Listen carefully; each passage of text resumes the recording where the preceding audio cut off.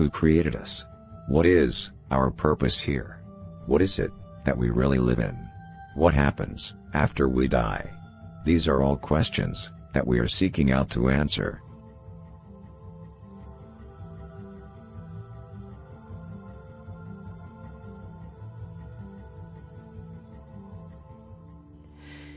Have you ever wondered why schools teach so little, if anything, about the world's first advanced civilization?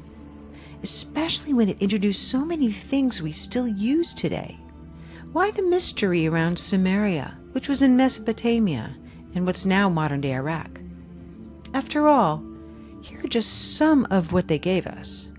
The modern calendar, based on lunar cycles, the 60-20 counting system used for geometry and measuring time, the wheel, the plow, irrigation systems like levees and canals, sailboats. They even spoke the first known language. And, most importantly, they left evidence of the first recorded writing. That's a lot of intelligent contributions to humanity. So why aren't we taught more about this clearly advanced and influential civilization?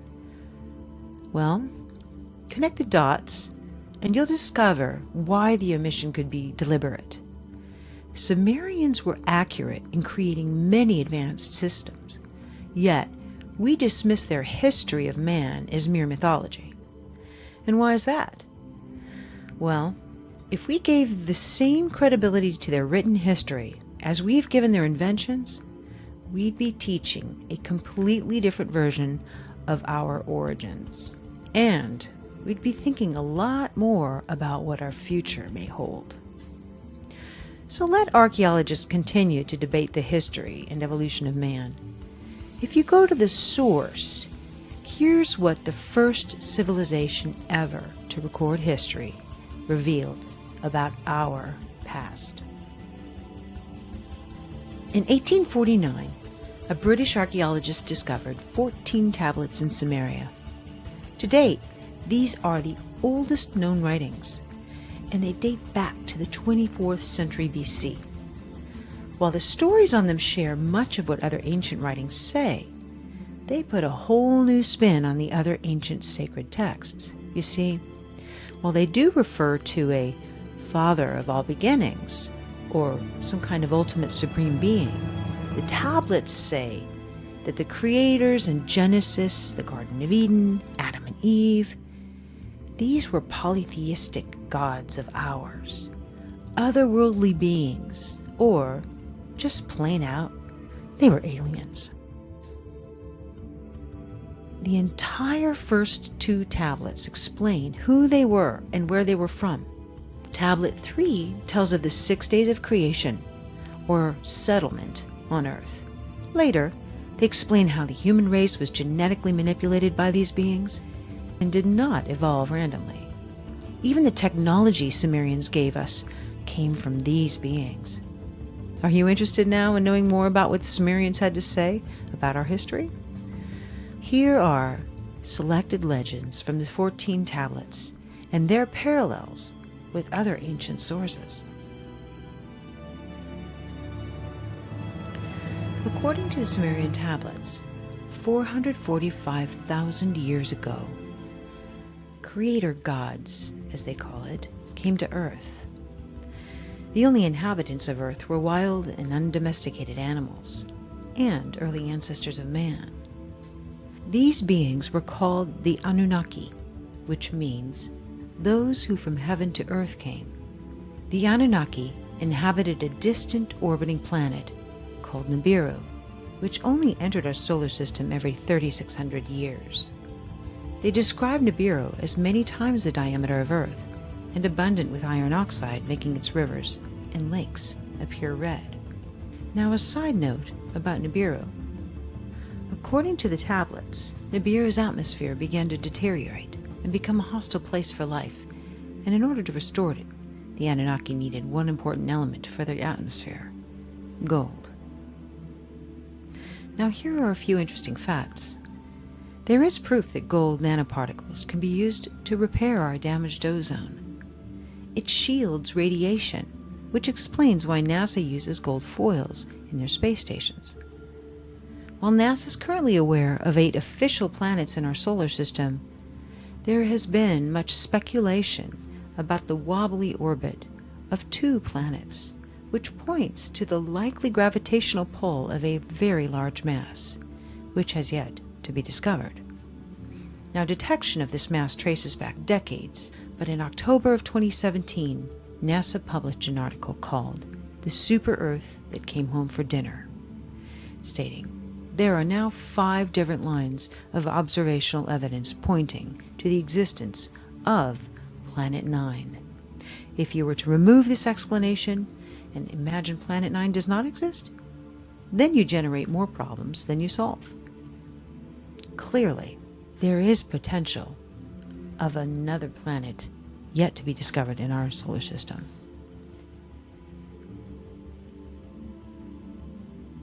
Now, when the Anunnaki arrived, they were capable of living lives that spanned hundreds of thousands of years. They created a mining settlement they called Eriduk, Earth Station 1, in the Persian Gulf, under a leader named Enki. The tablets convey, after a kingship descended from heaven, it was in Eriduk. These visitors were not alone. They brought another extraterrestrial race with them. They were called the Ajiji, and they worked as their slaves. The Ajiji were considered inferior. They served the Anunnaki by mining gold. As civilizations grew, the Ajiji endured crushing labor. And these stories are consistent with Babylonian tablets from the 18th century BC. When the gods, manlike, bore the labor, carried the load, the gods' load was great, the toil grievous, the trouble excessive. The great Anunnaki made the Ajiji undertake the toil. After many centuries, the Ajiji rebelled, mistakenly believing they could overcome these oppressive masters. Their defeat almost completely annihilated their race, leaving the Anunnaki without a workforce. Unable to replace the Ajiji, Nibiru's ruler, Anu, ordered his son Enki to genetically engineer a new slave race, one that was intelligent enough to perform complex work but still be subservient to the Anunnaki. His experiments are recounted in detail in Atrahasis. Many unique creatures were created. Enki finally successfully met his goal, and the result? A genetic hybrid between Earth's caveman, Homo erectus, and the Anunnaki themselves. This hybrid we call Homo sapiens. The tablets called first men the Adamu. In Hebrew, Adam means man. The Anunnaki put the Homo sapiens to work in the mines and elsewhere in Mesopotamia. The Semitic word avad, or worship, literally means work for. Hence, early men had no choice but to worship their gods. According to the pictographs and texts, these Anunnaki, who we know lived many centuries, were giants compared to the Homo sapiens. Now, because their main purpose in life was to serve the Anunnaki, Homo sapiens were, in return, educated with social skills and academic affairs and technology. All this is abundantly clear in the tablets. The new human slaves were sterile, but as the demand for workforce increased, they were re-engineered so that they could reproduce. This later led to an overpopulation. So later, many humans were banished from the safety of their cities, giving rise to the story of the Garden of Eden and the story of banishment from paradise for procreating. As humans evolved to become more intelligent, some Anunnaki leaders bred with these humans. The children which resulted from these forbidden unions between races were called the Nephilim, or giants of old. Tablets say that these practices enraged Enlil, the Anu leader of that time, who was also the brother of Enki. Enlil wanted to ensure no human would ever rise to power and potentially rule Nibiru. Naturally, the interbreeding increased that risk, but it was beyond his control. Human populations increased over the following millennia, only to be met with a population control plan that nature had in store.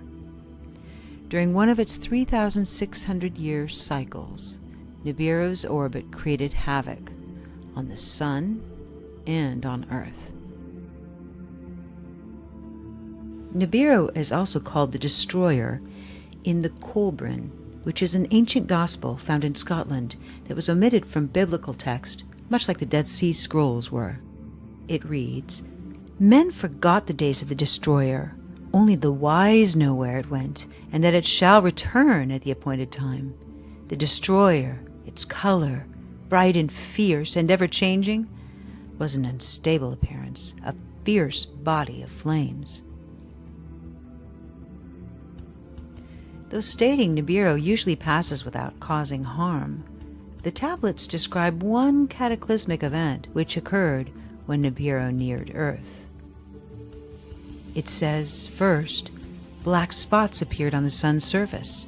The Earth's magnetic field became weaker, the temperature rose, and ice caps began melting.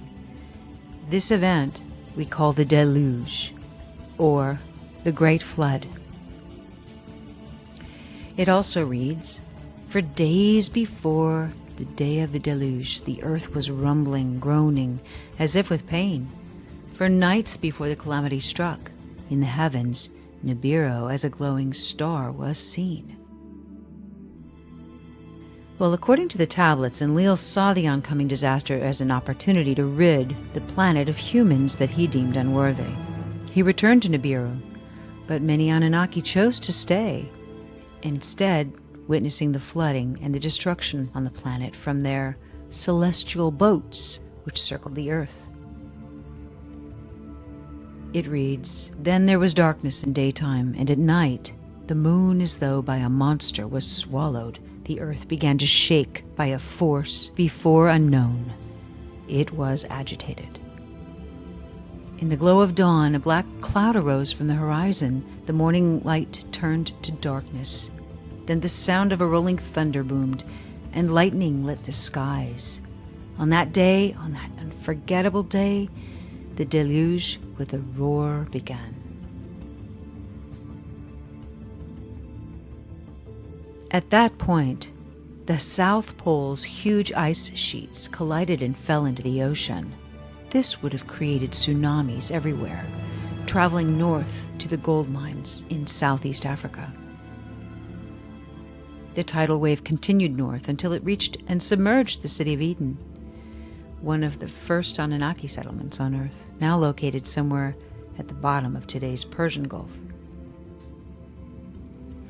Witnessing the cataclysm, Enki, who felt sympathy for his creations, instructed his chosen ones to build boats. Among these few humans was Zayasudra, we know as Noah, and his family. A great storm with heavy rains started. The tidal wave kept sweeping the earth for 7 days until it finally came to a halt. But the heavy rains continued for 40 more days and nights. The story of the deluge is recorded in almost every civilization on our planet. Core ice samples taken from Greenland and Antarctica illustrate that at the height of the last ice age, the sea levels were 425 feet lower than they are today. And, more importantly, there is a clear indication of a rapid sea rise. After the deluge, reconstruction of a new spaceport began. The text describes how the Anunnaki made their buildings according to the position of the stars. It reads, "Let the heart of the plane, the heavens, reflect." Once Enki to this agreed, Enlil from the skies of distances took measures. Indeed, the pyramids, now questioned to be much older than originally determined, and many other ancient monuments are, in fact, aligned to the stars.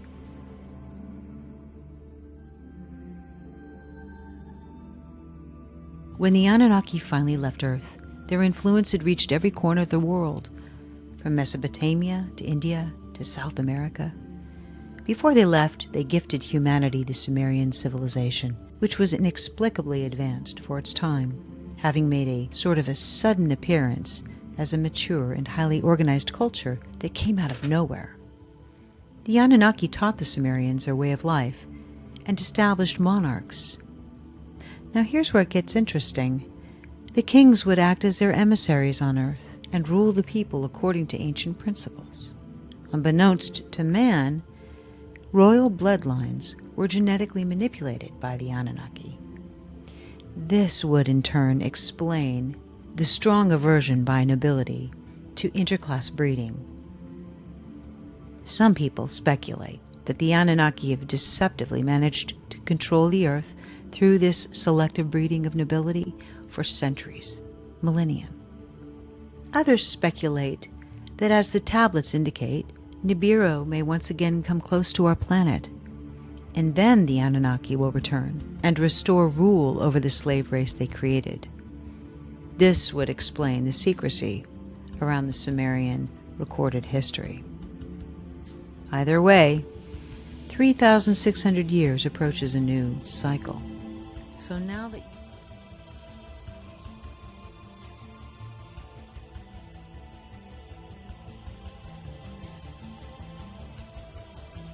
is that they feed off of the negative energy that's emitted through us, through our DNA, when we hurt ourselves or others through violent or traumatic acts. These parasites are something that I outlined very clearly in an article called The Birth of the Archons. It would create a parasite like that would screw things up, because everything is consciousness, Dad. It's more about our spiritual father, Enki. It turns out Enki is the father of the Archons. And this is outlined in the book, or at least part of the book, by Norman Paulson called Sunburst, Return of the Ancients. That was the original name.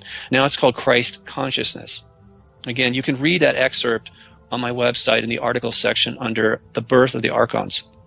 And what it states is, this information allegedly came from benevolent that had contacted Norman back in the 50s and told him that Lucifer had gone insane. The reason he fell from grace or heaven, or however you want to look at it from a religious standpoint, was not because of his ego or his pride, but he had gone mad. He and his crew entered a forbidden zone. Let's just call it a black hole, because I don't know what else. There isn't any details, but it was off limits to biological life because it would be dangerous to them. Well, as a god, a builder of worlds, Enki, Lucifer, felt that he would be immune to any kind of side effects or energy in that zone. So he went in there, and he was so badly traumatized, he and his crew, that their thoughts were fragmented, shattered, and he literally suffered multiple personality disorder or disassociated, and so did his crew. And they also inadvertently created these thought forms, which are the mental parasites that some people are now referring to as demons or archons or jinn. Some say that Enki is evil, and that Enlil is the good one. Other researchers say that it's the other way around. However, plenty of researchers, including us, at the NWOR, believes that both are evil.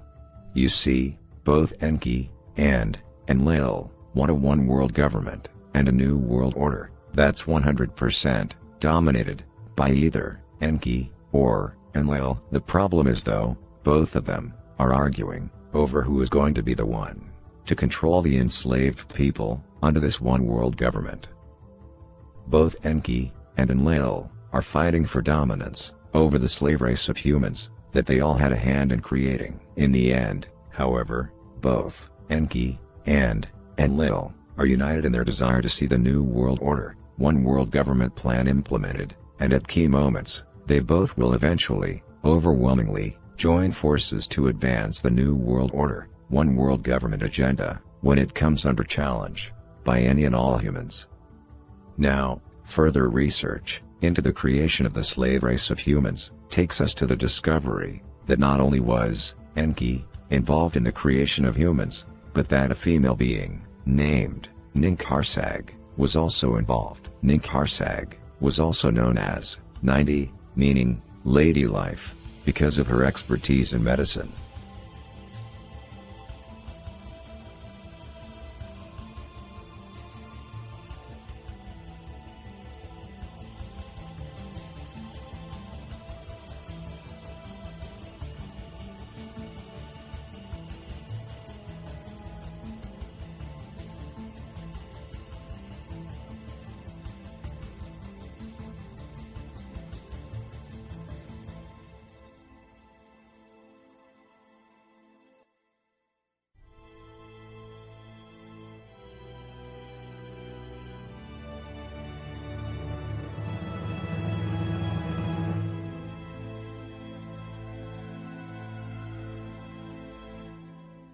Hey, thanks for joining me. Hope you're doing well.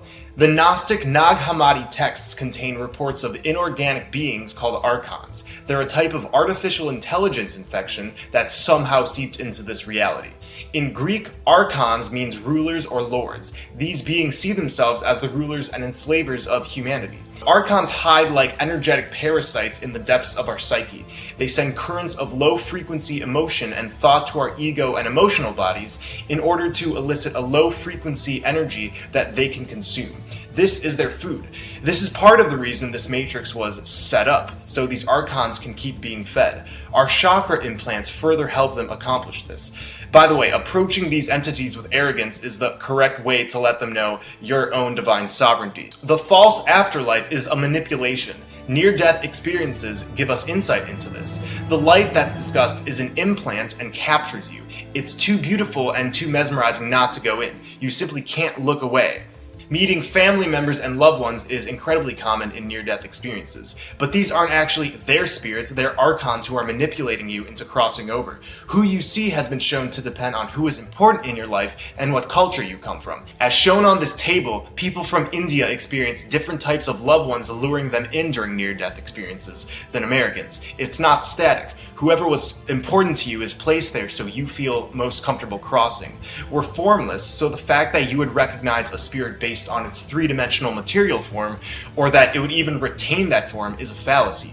These are archonic ankle biters. During near-death experiences, religious people are met by their specific spiritual guides. Christians see Jesus, Buddhists see Buddha, Muslims see Muhammad. They come back and believe their beliefs were reinforced, but again, this is because the Archons are master manipulators and will take whatever form suits you so you don't ever question what's going on. And sometimes the entities flip-flop with no rhyme or reason. The life review is a hallmark in near-death experiences. Your entire life is played back to you from every angle by beings who claim to be your supreme God. They have this ability because the all-seeing eye is literally recording every aspect of your life, further trying to reinforce that these Archons have power to execute judgment over you, and eventually sending you back to be recycled as energetic food. One of the biggest deceptions is the idea of being a bad human who must rework karma in order to be worthy of leaving the cycle of reincarnation. Perfection can't be achieved on this physical plane, so the fact that a being and their texts written to confuse would tell you that it takes thousands of lifetimes to rework karma until they give you the ultimate green light is again bullshit. William Bowman is an out-of-body researcher who is aware of all of this. He gives the following advice for when you die so you won't be recycled into this matrix. I will demand to experience my higher self, my spiritual essence. I am not content to simply go back to the light. I am not content to accept past acquaintances and comfortable surroundings as my new reality. In fact, I am not content to settle for any form-based reality as my spiritual home. We are not helpless victims of an external force that dictates or directs our reality and our lives. We are bestowed with the power of free will and the ability to take spiritual action. This same message is mentioned in the first apocalypse of John. When he says to you, "Where will you go now?" you are to say to him, "To the place where I came, the source. There I shall return." As I've been mentioning in other videos, one of the ways to exit this plane of deception in our lifetime is through the center of this plane, where all compasses point to come pass. We're currently in a hologram. This isn't where we come from, and the Archon parasites are the ones using this hologram to be fed. I'll further explain in future videos. So I hope all of you could take... Here's the grid we're looking at. And on the back of that one, you can see, not as clear, but there's a grid. I'm not a New Ageist. Some of the stuff from the New Ages, actually, I'm quite good about and I think makes sense, but a lot of it isn't, and sometimes my story isn't one that lots of people want to hear. That grid is not the natural grid of the Earth, that's not the ley lines, that is an energetic overlay. When you die, i.e. your physical body ceases to exist, your soul doesn't go back to source. It wants to, gets caught in that grid, it is struck with a huge amount of electromagnetic energy which makes you forget, and then your soul, for want of a better word, I use the word soul, is put back into another body. And only sometimes when the process fails do you have what we call memories of past lives. Time and time and time again, souls are recycled on this planet. That's why that guy there stands there with the sword, because that's their domain. You're not getting out. That's a prison. This is a prison planet. I'm sorry, it's not a nice thing to say, but that's my view, and that's what's going on. And that's why on the Black Ops badge it's exactly the same. It has a grid around it. It's my contention that humanity has been on this planet a very long time, but at some point the DNA was completely tampered with to dumb you all down, to reduce your DNA strands down to 2, to take away your ability to be telepathic, so that you can't challenge the prison guards. If I was a being that could, I use the word feed, if I could feed on energy, how wonderful to have billions of people all being angry, having sex, enjoying football, and producing all that energy that I can then identify, hook onto, and survival. I don't want you all going. If you go back to source, you'll think, I'm not going back to that place. That's a horrible place. It's horrible. Who would want to be here? So what we'll do is we'll put this energetic grid around the Earth. Any soul that comes out, we'll see, let's go to Hollywood now. Look for the white light. Oh, I had a near-death experience and I saw the white light at the end of the corridor. Don't do it. That is the trap. Walk away from the white light. That is what you've been indoctrinated with. The white light is the trap. You go to the white light, you are zapped, your memory is partially removed, not always fully, but partially removed, and you return to another body. And, ooh, you've forgotten nearly everything, unless you're lucky enough to have a past life memory. What can you do about it? You have to evolve spiritually. You have to not accept the people who run the world as it stands, because they know the truth and they're doing very nicely on it. I don't know how long it will take, but it's an injustice on humanity. And really and truly, knowledge is power. And I think that you have just got to evolve to a point where you just say no.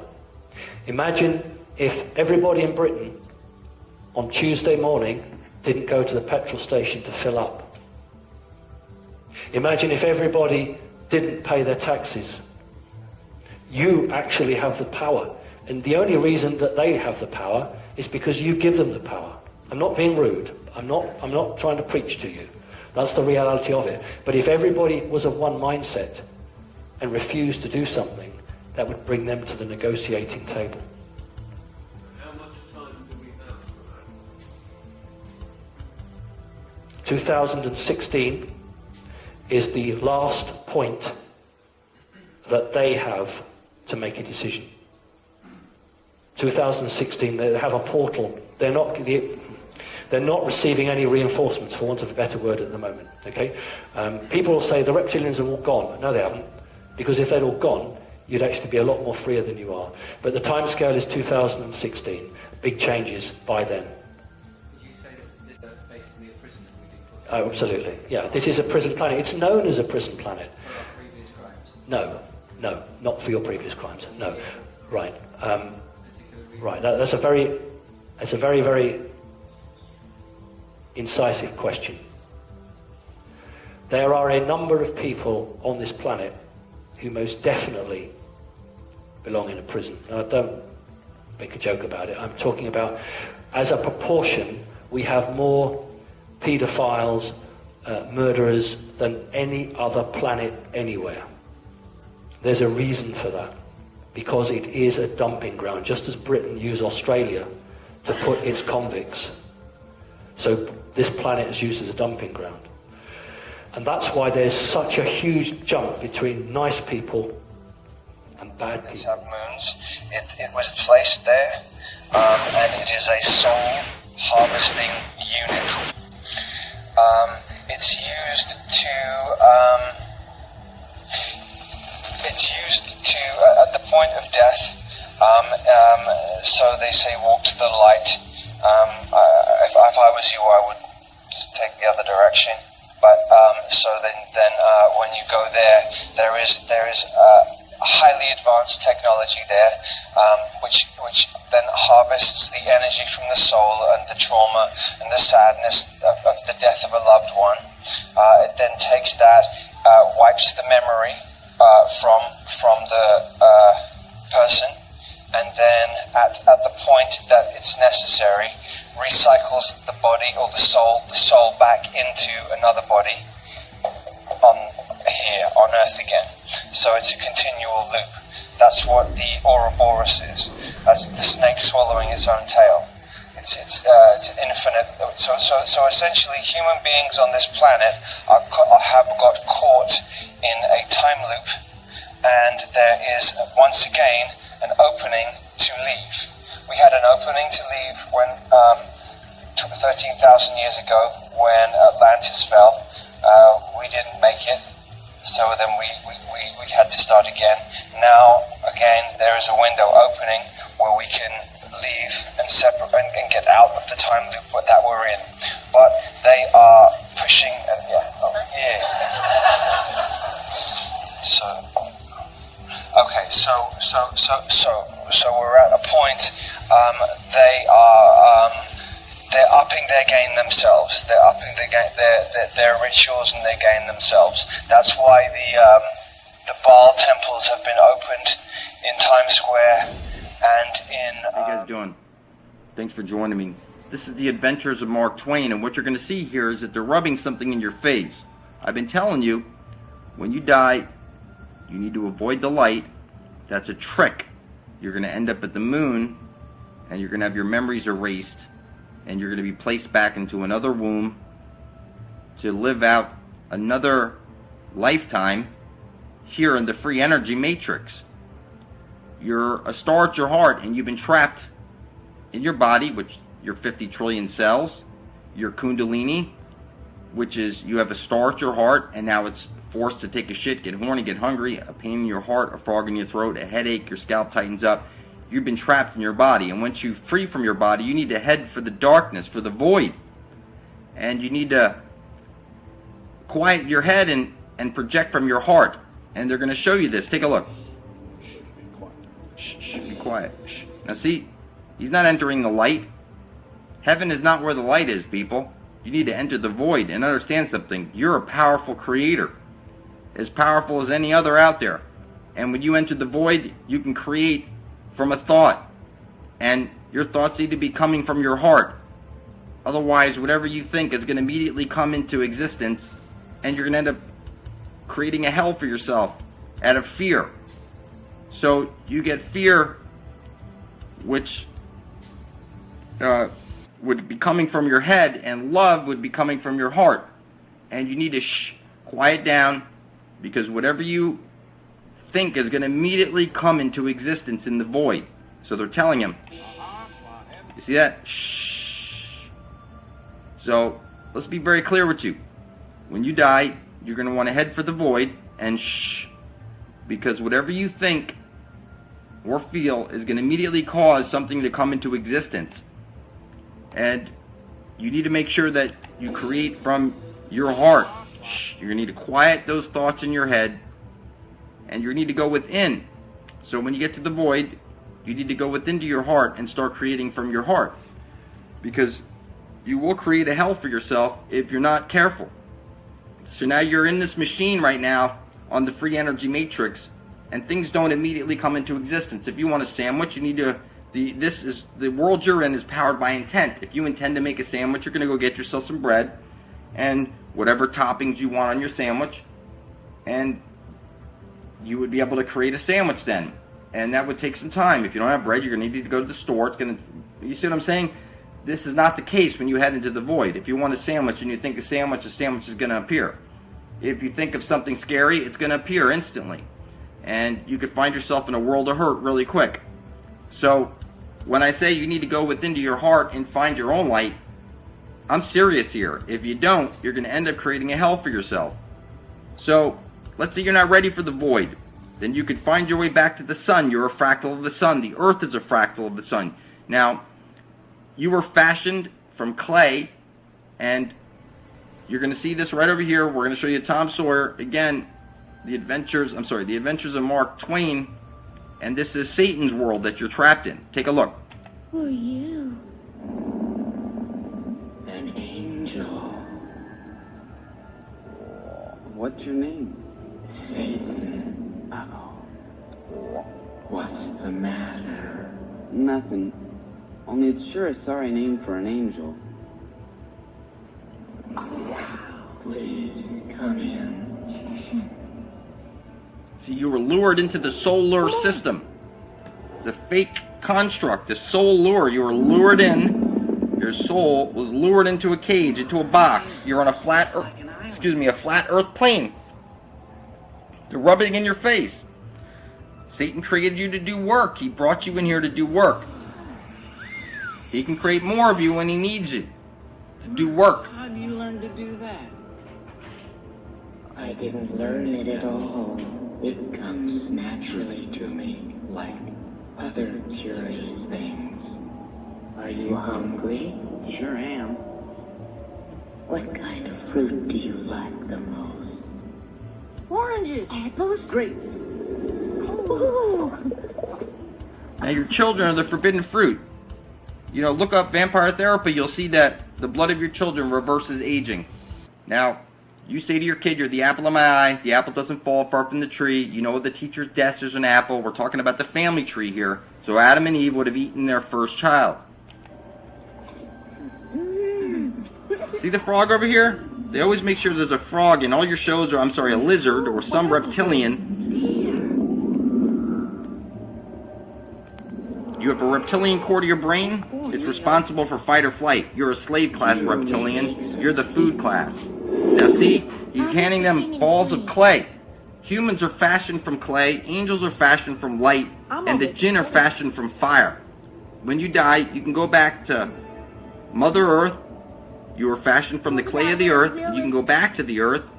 You can go to the sun.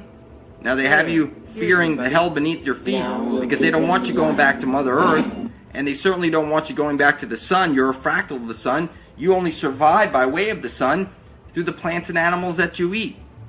Whether you're a vampire, whether you're sun gazer, or you get your energy from the food that you eat, which was created by the sun. The sun goes to the plants, and when they say Jesus turned water into wine, that's the sun. Rain falls down on the plants, and then the grapes grow, and you can make your wine from grapes. It's the sun that did it.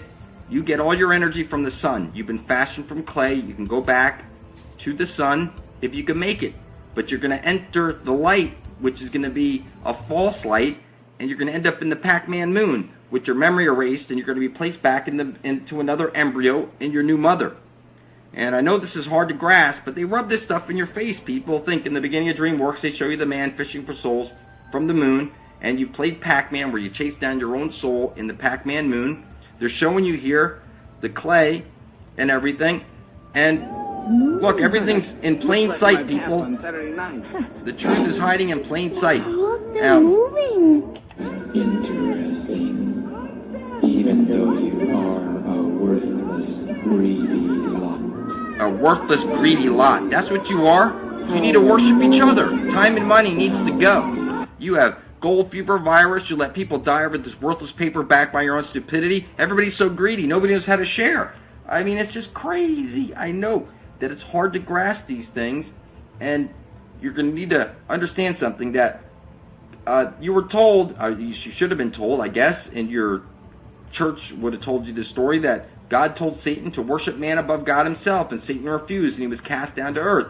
Now, here you are in your carbon 666 flesh pack. You refuse to worship your fellow man, and you're going to stay here until you learn how to worship each other and create a heaven here on earth. The solution to all problems is everybody starts worshiping each other and we get rid of time and money. Because the time cube, you're a cube to cube to cube all day. It doesn't matter what cube you're on, nobody can rip you or your kids away from your cubes. And all your energy is going to the black hole sun. Here's a question from Christy. Getting to source with the power of our thought. Hello, Simon and JP. Simon, I know you've said that if we want to break free from the reincarnation cycle when our physical bodies die, then we have to go through one of the holes in the grid in order to get to wherever we wish to. Well, what if when we die we think ourselves to source? Are we going to be instantly teleported there? And will it still matter that the Earth is surrounded by the grid? The only concern I have is that the source might be a relative place based on personal belief system. Well, I hope I'm wrong and our soul somehow knows how to get there. Thank you. Right, okay. It may just be a small point, but we don't use the word die, because you don't die. Not the real you. Your physical body stops working, so you don't die.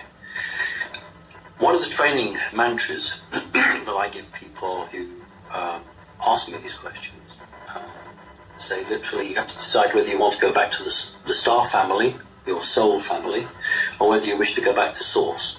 And we've discussed what the difference is and what the advantages are, disadvantages, etc., etc. Then the mantra is simply this. Every morning when you wake up, let's say you want to go back to God, back to source, then you say, I wish to return to source. And when you go to bed at night, the last thing you say is, I wish to return to source. And you may say that for 30, 40, 50, 60, 70 years. One day your physical body is going to die. But you know what? You won't know you're dead. You won't know it. You won't understand it. You won't accept it. You'll still be awake. But you'll suddenly realize that you cannot motivate your physical body. Your physical body is not going to move anymore. But you can still think. You still know. You still recognize. And then, I have no idea of time here. What tends to happen is that the soul has to leave the body because it has to find another receptacle to contain it. So it will leave. And we've talked before about those that don't leave. They cannot leave. But that's not the question here. So if you have, for the last 30 years, said last thing at night, I want to return to source, and in the morning I want to return to source, the first thing you say to yourself when you think, goodness me, my physical body is no longer working, the first thing you say is, I want to go to source. So you will go on the route to source. The question is, maybe in that length of time ahead there will be no mesh net around the earth, but let's just say for argument's sake for the question that there is, if your intent and your belief is strong enough, you will find one of these gaps in the net and you will get through it. Now, you talked about a belief system. You said, what if it's a belief system? Well, that's almost saying to me, what if source doesn't exist and we're just creating that? No, the belief system was the Bible. The belief system was God. That is a construct in the sense of the creation of God through religion. That is your construct. Source is not a concept. Actually, it's a very real living entity. The great creator, there are other creators. It's not the only creator, but it is the great creator. And if you manage to get back in front of source, it's not like standing in front of the headmaster or the principal. What will happen simply, I believe, is that source will say to you, where do you want to go now? Whereas if you say, I want to return to my star family or my soul family, that family will take you back and you'll come back into that family and you will find your place within that family, and maybe you'll do another 10 million years there before you decide you want to go somewhere else. So people who go to source do so because they have a question to ask, or they wish to be judged, and I'm being very careful with that word, or they wish to go somewhere else. Those that go to the star family do so because they're desperately sad, they're missing their true family, they never really loved it here on Earth, they love the planet, but they don't love the rules and regulations, and they just want to go back to their family. That's what they want to do. And of course, the vast majority of people don't understand this, don't care, or don't seem to care. And they think that when they get to 100, they're really happy because they've reached 100 and that's the end of their life. And I look at these people and I shake my head. I say, you really believe all of this around you is just so that you can do 100 years on this planet? Look at it all. Look at the complexity of it. This isn't a chance. Some overarching intelligence has created this. And you think you'd only want 100 years here? I don't want 100 years here. I mean, some people have had enough of it, frankly, and they want to be away. But there isn't another place like this anywhere. This is a fantastic place. Every morning we wake up, we should say, fantastic, brilliant. What am I going to do today? I'm going to go out there and I'm going to do some good, or I'm going to have some fun. You know, not, oh God, it's Monday, how horrible, I don't want to get out of bed. You know, this is fantastic. If your physical body was dead, you wouldn't be able to get out of bed. So aren't you lucky that you're alive? So there is a source. God, great creator, I don't think he's bothered about labels. And it does exist. There is I call it the creational chamber. That's my own terminology for where we are made. This creational chamber. So yeah, that's a good question, but I can assure you that source is real. Thank you. And, we'll go for it. Who would like to start this afternoon's discussion? We'll start on this side over here, and who has the question? Hi, Pease, it's Mary. Mary, all right, Mary, welcome. Thank you. Welcome also. Thank you very much for coming back. My question is around the recycling of souls. The recycling of souls. And how people, when they leave, I don't understand. Could you please talk to us about how souls are recycled and how people can avoid being recycled, if that makes sense? Well, you're going to live again and again one way or another, because that is the nature of existence. To go into various realities, to experience them, and then at some point there is a termination, and one goes into a different reality. You call it death or the spirit world. For you, if you live 100 years, it's a long time, and then you die. If you are a Catholic, the priest may come by and say, would you like the last rites? You say, yes, of course, I want to go to heaven. I must get blessed by you, even if you are a pedophile, so what? Pardon our frankness, but we tell the truth. So, okay, I'm going to put the cross over your chakras. I'm going to put the Anunnaki cross and close them down. Now you are blessed. Now you're going to go to heaven. If you've been bad, you'll go to hell. At best, you'll go to purgatory. It's a scam, just like Bernie Madoff. So you die, and you believe this stuff. And you're afraid to die because you know that you've cheated on your wife, and you felt guilty your whole life. Or you stole from your partner, your business partner, and they never knew. And at the end of life, it all comes crashing down, and as you are sick and you are dying, you are going, holy shit. I never thought I was really going to die, even though everyone around me, I saw them die. Plants, animals, birds, trees, people. Now it's my turn, and I'm scared.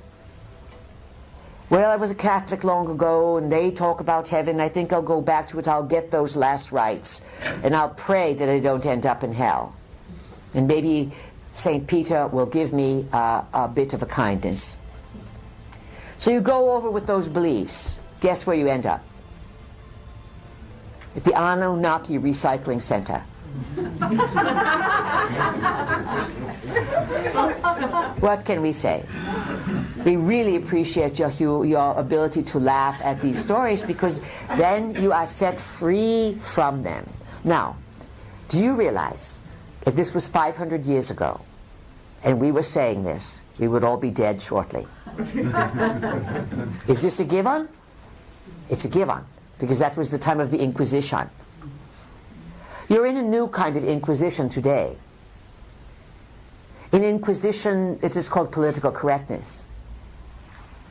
And just like the time of the Inquisition, when people were frightened to say what was going on, people are frightened today to admit what's really happening. So, how do you avoid the Anunnaki recycling? It is best for you to understand the world of spirit, the non-physical as it works with physical, rather than religions. You get yourself in the most recycling situation when you do the religions. And some people say, oh, but what about Buddhism? It must be the best. That Buddha was so kind. It's still a religion.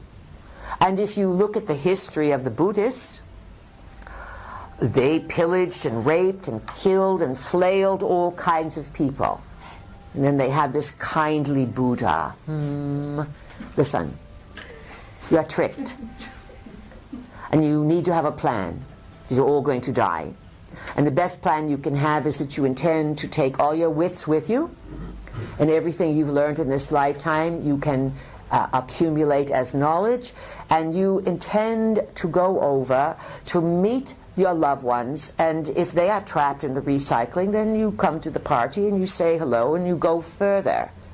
And you say, it is my intention to meet with my loved ones and then to reconnect with my higher self, my oversoul, that where I will retreat to my own home in the cosmos. And that would be the larger self that you are connected to. So when you immediately go over, don't aim for God or the pearly gates, aim for loved ones. Because loved ones will meet you. But loved ones may be stuck. And then once you have your reception and your greeting with the loved ones, always carry your wits about you to go further and to call yourself to reunite back, or reunite with the highest source from where you have come from, where there is no manipulation, where there's only freedom, respect, and joy. So, does that help you, Mary? Yes, thank you very much. Good. They never knew. And at the end of life, it all comes crashing down, and as you are sick and you are dying, you are going, holy shit. I never thought I was really going to die, even though everyone around me, I saw them die. Plants, animals, birds, trees, people. Now it's my turn, and I'm scared. Well, I was a Catholic long ago, and they talk about heaven. I think I'll go back to it. I'll get those last rites, and I'll pray that I don't end up in hell. And maybe St. Peter will give me a bit of a kindness. So you go over with those beliefs. Guess where you end up? At the Anunnaki Recycling Center. What can we say? We really appreciate your ability to laugh at these stories, because then you are set free from them. Now, do you realize if this was 500 years ago and we were saying this, we would all be dead shortly? And we'll go for it. Who would like to start this afternoon's discussion? We'll start on this side over here. And who has the question? Hi, Pease, it's Mary. Mary. All right, Mary, welcome. Thank you. Welcome also. Thank you very much for coming back. My question is around the recycling of souls. The recycling of souls. And how people, when they leave, I don't understand that. Could you please talk to us about how souls are recycled and how people can avoid being recycled, if that makes sense?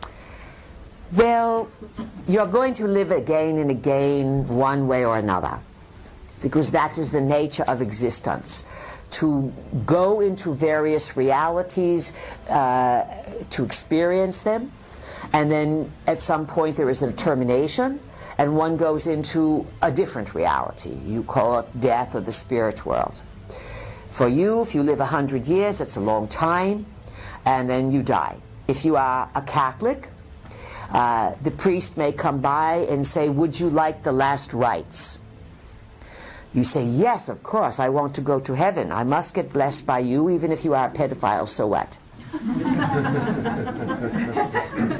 Pardon our frankness, but we tell the truth. So, okay, I'm going to put the cross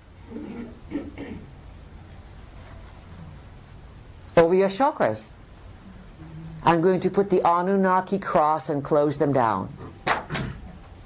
Now you are blessed. Now you're going to go to heaven. If you've been bad, you'll go to hell. At best, you'll go to purgatory. It's a scam, just like Bernie Madoff. So you die, and you believe this stuff. And you're afraid to die because you know that you've cheated on your wife, and you felt guilty your whole life. Or you stole from your partner, your business partner, all kinds of people. And then they have this kindly Buddha. Listen, you are tricked. And you need to have a plan, because you're all going to die. And the best plan you can have is that you intend to take all your wits with you, and everything you've learned in this lifetime you can accumulate as knowledge, and you intend to go over to meet your loved ones, and if they are trapped in the recycling, then you come to the party and you say hello and you go further. And you say, it is my intention to meet with my loved ones and then to reconnect with my higher self, my oversoul, that where I will retreat to my own home in the cosmos. And that would be the larger self that you are connected to.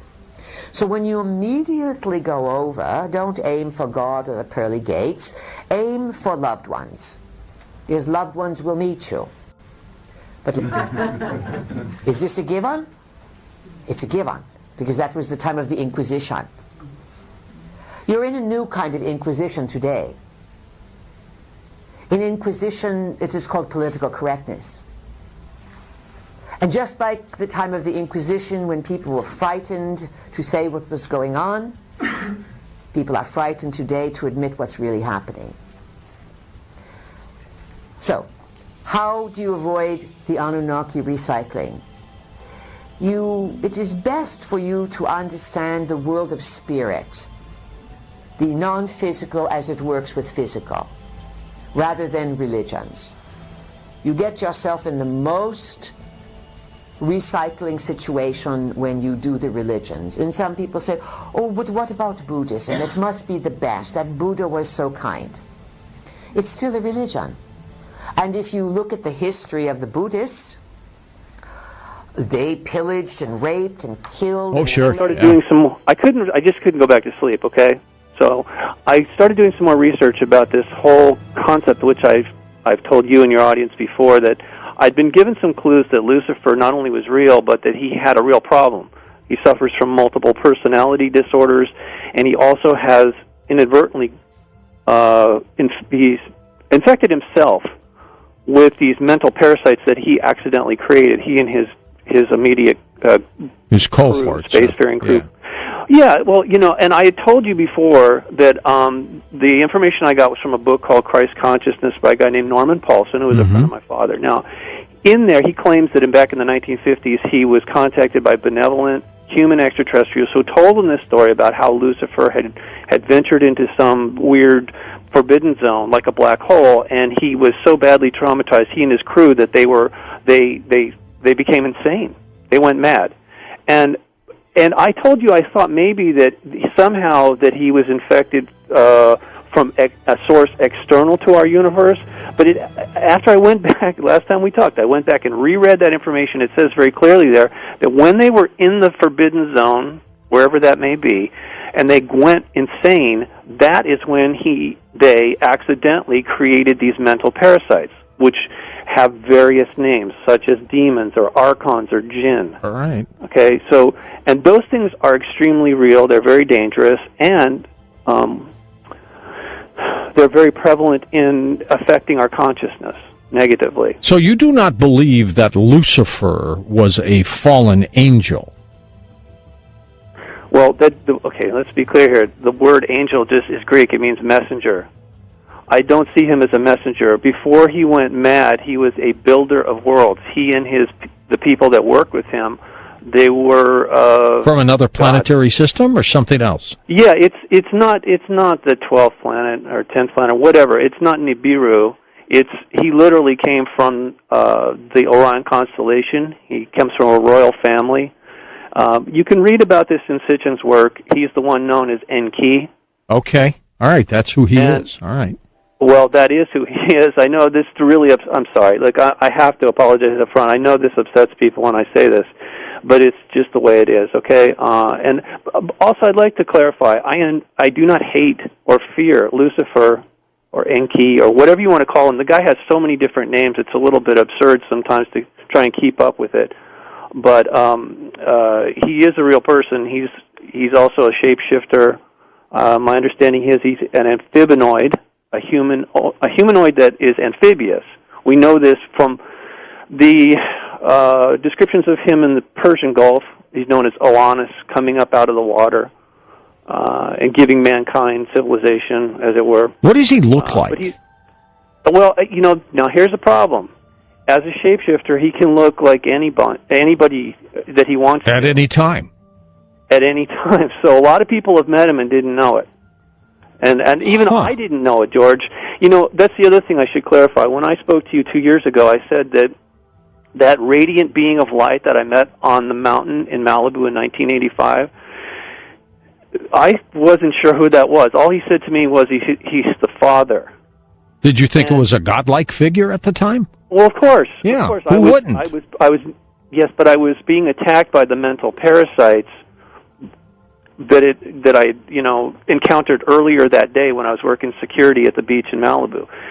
And so when I was up on that mountain praying for help, and when he showed up looking like Jesus, I thought that he was there to help me. At the time, I had no idea that was Lucifer, and that he was the one that had created these parasites. And basically, the reason he was confronting me is because I was interrupting his agenda. And he knew it. Oh, of course he knew it. Yes, of course I didn't know it, and it was really confusing to me. And even when I spoke to you 2 years ago, I still didn't know that was Lucifer. It was only shortly after our conversation that a lot of things clicked into place, and they're still clicking into place, which, in a way it's good. But I got to tell you, having this information, I suppose, is a blessing, because I think it's important that we know it. But it's also kind of it's a curse, because I can't get away from it. I mean, I wouldn't choose to do that. At this point, let's just put it this way. It's a really big responsibility for me to report this accurately, because it is affecting everybody to some degree. Why would Lucifer be in Malibu?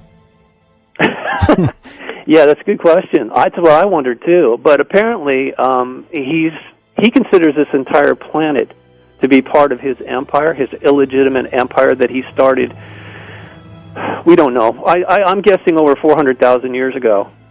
That's my estimation. At least that's when he came here and turned this world from a paradise planet that his mother and brother had first established essentially as an experiment. It was going to be, if it went well, it would have been a blueprint for the rest of the Orion Empire. But when Lucifer went mad, and he eventually found his way out. He and his crew eventually found their way out of the Forbidden Zone, and they were like rabid dogs. They'd gone completely insane, and they were dangerous. He made his way home back to the court of Orion. His parents said, even though he was firstborn and he was the next heir to the throne, the kingship of that empire, that galactic empire, they said, there's no way that we can't allow you to ascend to the throne, because you're mentally unstable. And he said, well, then the heck with you guys. I will start my own empire.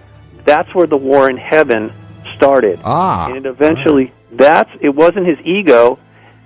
It was his mental state. He's broken. His spirit is fractured. How has he been able, Robert, to live so long? I mean, you just mentioned 400,000 years. Yes. Well, okay. We're talking about divine beings, gods, goddesses that are shapeshifters. They are interdimensional. They're not just extraterrestrial. And the reason we don't live very long here is because of his tampering, his genetic modifications that he's done to us to cause us to be have an expiration date. It's like a time clock in us or something. Well, it's a way of controlling us. He does that to us intentionally. Not only do we have our physical life shortened, but when we pass over, there's this soul trap that he has instituted that causes us to reincarnate back here. They trick us into agreeing to come back here and still be under their control, because part of the problem is, like what he did to me in Malibu that night, was he erased my memory of most of that night. And he does that to us every time we reincarnate. They reinforce their control over us by erasing our memory of the previous lifetime.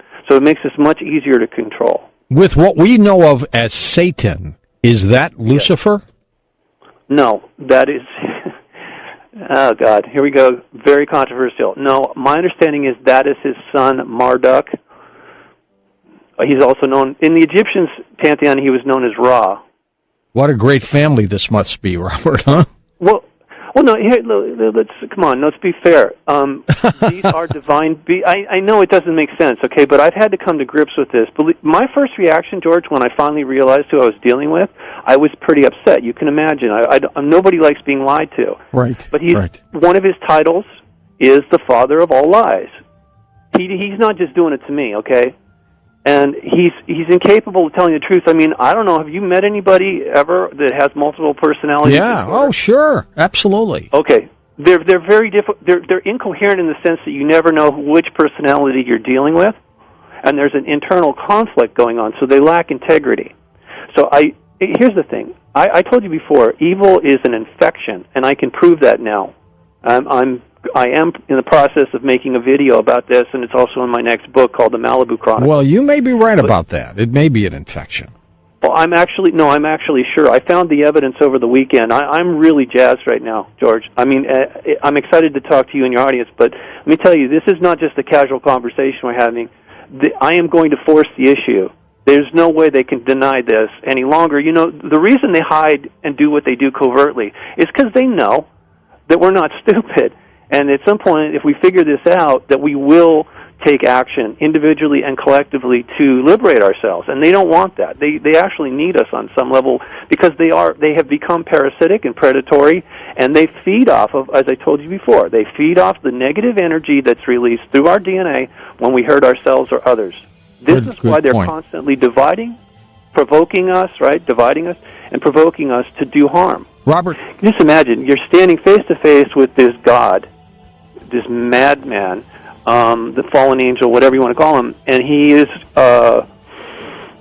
affecting my thought process. Tricking you, right? Trying to trick, and he did. He tricked me for 29 years, had me under the influence, or at least believing that he was a God or the Father.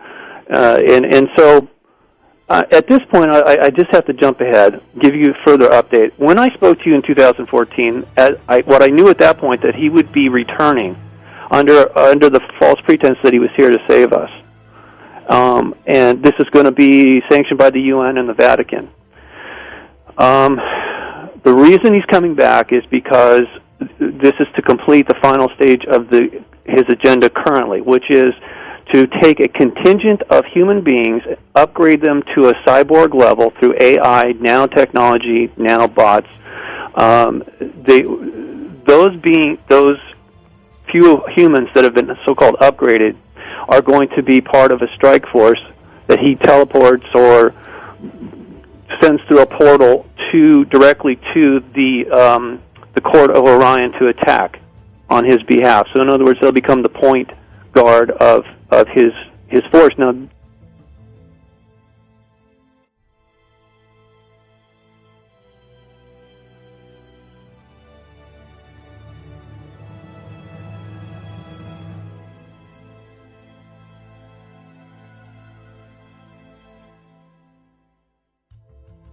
my understanding is this was already tried back in the days of Atlantis. That's what he was doing a lot of that genetic experimentation for, and that's the main reason his parents, his family, wiped out pretty much all life on the planet, specifically his doing, the manipulation, the monsters that he had created then.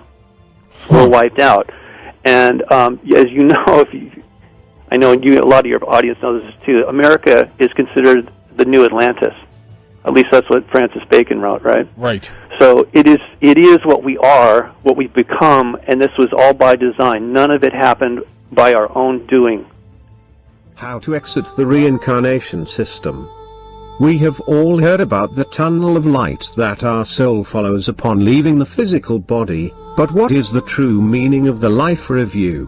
Why does a life review almost always involve having us continuously looping back into this 3D dimensional reality, and what can we do to stop these cycles of reincarnation? Commonalities within the near-death experience. Just about every person who has a near-death experience will say that they didn't want to come back to Earth and that the other side of the veil felt like home. So, if everyone feels this content on the other side of the veil, then why do we keep coming back to this hellhole? As evidenced by thousands of near-death experiences, there is a common theme that people experience upon leaving the physical body. The initial death. The tunnel and the white light. The other side of the tunnel. Meeting beings including angels, guides, friends, and family. Your life review. Getting sent back to Earth. Lessons learned from the other side. The tunnel of light is so appealing because it gives us the opportunity to meet with loved ones who have predeceased us. The feeling of love is described as being magnified much more than anything we can humanly experience in this 3D dimensional reality. In reality, the tunnel of light is a soul harvester that keeps recycling your soul along with the energy of your physical body upon reincarnation. The life review. Part of this process involves a life review, where you see your life in a panoramic, 360-degree view of everything you did in this most recent incarnation.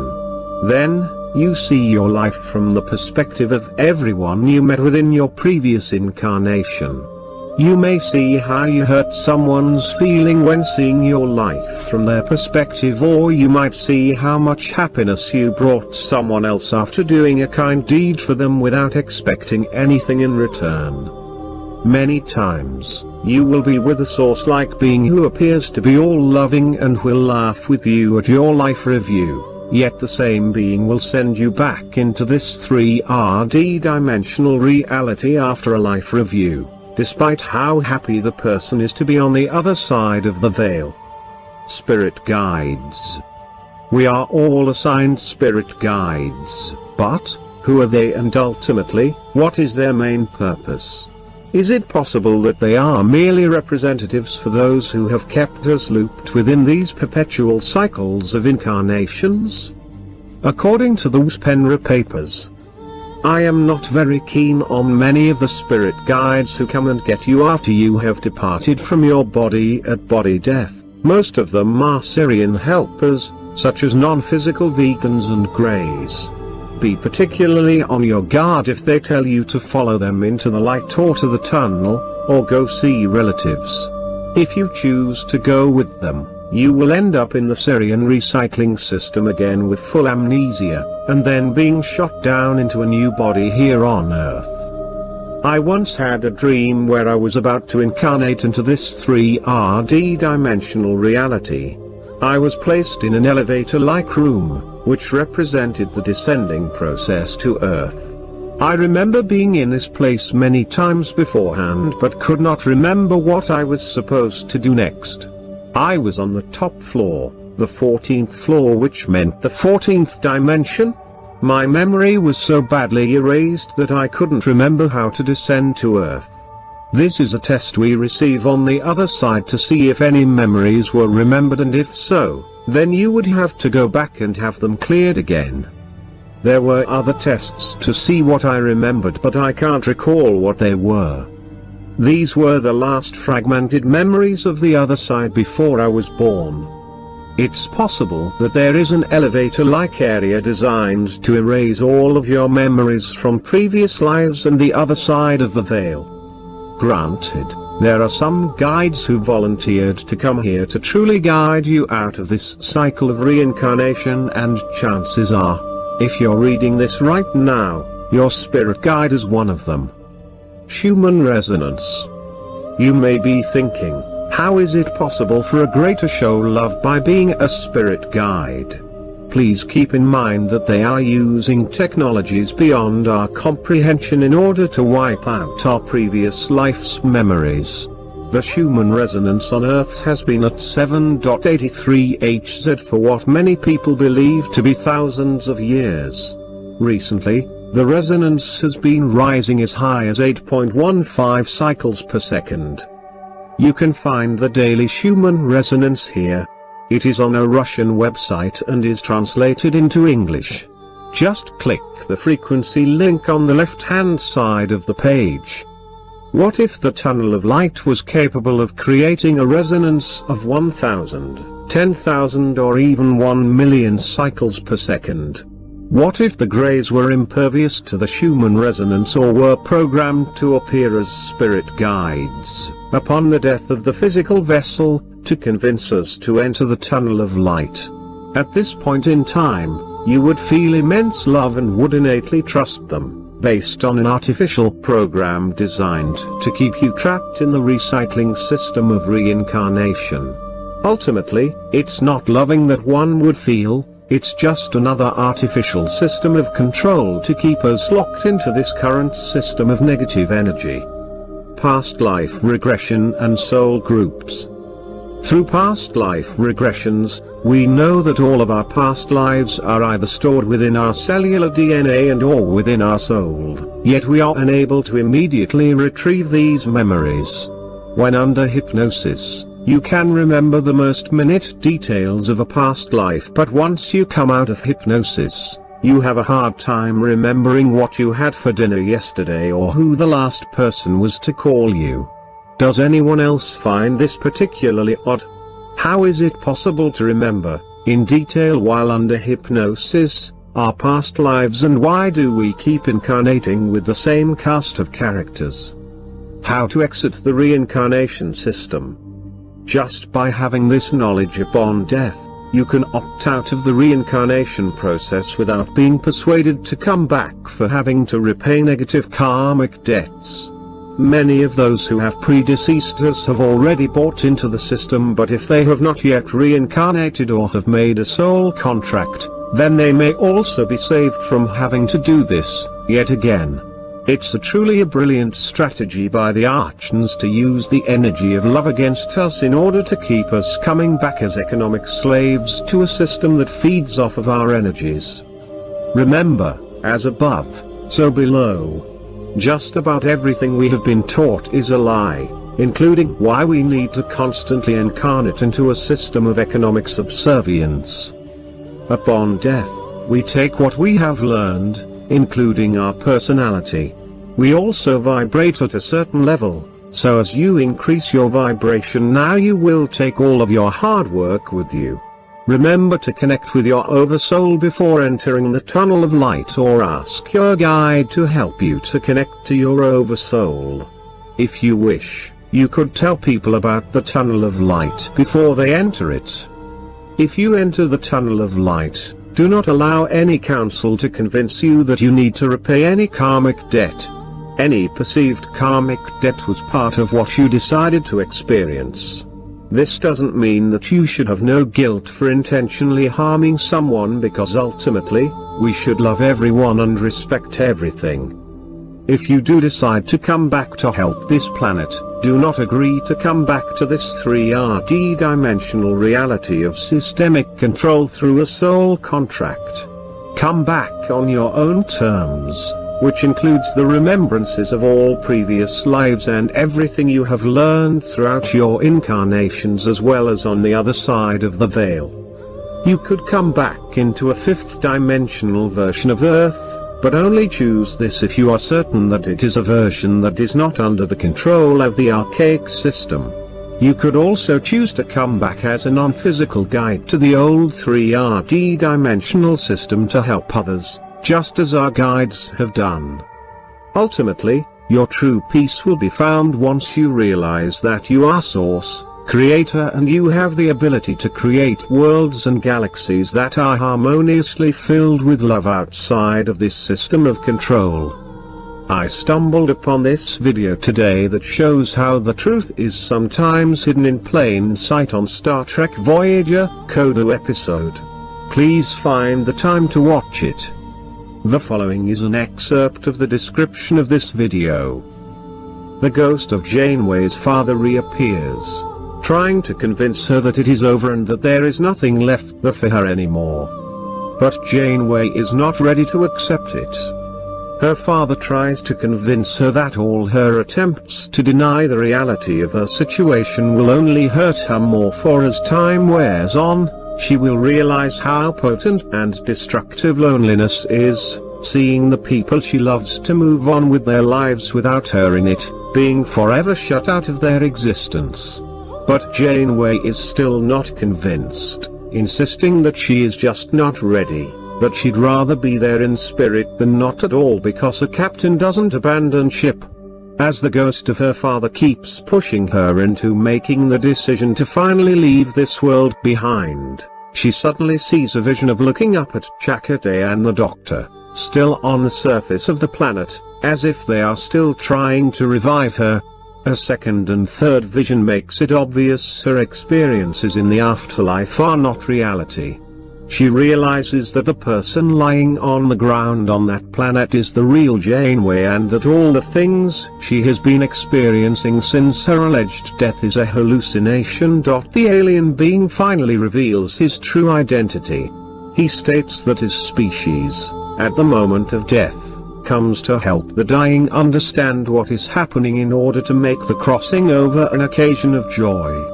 He states that he was being truthful when he said that it was a place of wonder, for it can be whatever she wants it to be. Disguising as her father or generally as someone's loved ones makes the crossing over a much less fearful occasion. Janeway doubts that the alien's real reasons for wanting her in his world have anything to do with everlasting joy, and demands to know what he really wants from her. The alien grabs her, telling her that she must go with him, but Janeway realizes that if he could force her to go, he would have done so already. She finally understands that he needs her to voluntarily agree to go with him, something she refuses to do. The alien being becomes visibly upset, returning to his own realm, but as a last warning states that there will be another time and that he will be waiting, for eventually she would come into his matrix and nourish him for a long, long time. The next question coming to us is, what happens when you die? In the context of you die, and when we say, like on Earth, when you see the eyes, that man's going. That man who's gone, what does he see, hear, experience? Is there pain? What's the next thing? What's the first thing on his agenda as he's going? So what happens when he dies? It all depends on where your consciousness is. Or what type of death you have. There could be a painful death, and then there could be a death where, for instance, somebody can get knocked outside of their body so fast until they don't know they're dead, and they'll go home and knock on the door and nobody answer. About like what happened in the movie Ghost. You remember what's your boy in there? Patrick Swayze. And he didn't know he was dead at first, because he got snatched out of his body so quick, and when he got home and all, he didn't realize why nobody wasn't recognizing him. And part of the movie, which was an excellent movie, you see, that came out in 1990. Part of the movie was based on him trying to get a foothold on why, on what happened when he died. Most people, when they first die, they'll go see this light. It's called the astral light. The astral light is the astral plane. It is set up to retrieve the soul, to get it trapped back in a cycle of reincarnation. So when you go towards the light, it is the astral light, which is the astral plane, which is ruled by a group of entities called the demiurge, or the Devashanic plane is what it's called. It's ruled by the Deva spirits, the Orishas, or the Olympian spirits. So now, are the Orishas, should we be walking, which this goes into the third question, which is, and we can merge these two together, as, you know, the walking towards the light, should this, like in the 80s, from when I was a child, you always hear people with these depth experience. I seen my family there. I seen uncles and grandfathers saying come towards the light. Right. So that that we can merge both of these questions together. Okay, right. Are they helping us? No, those are toes this trap. Let me give you a pyramid structure of how this thing goes. Okay. You got two realms.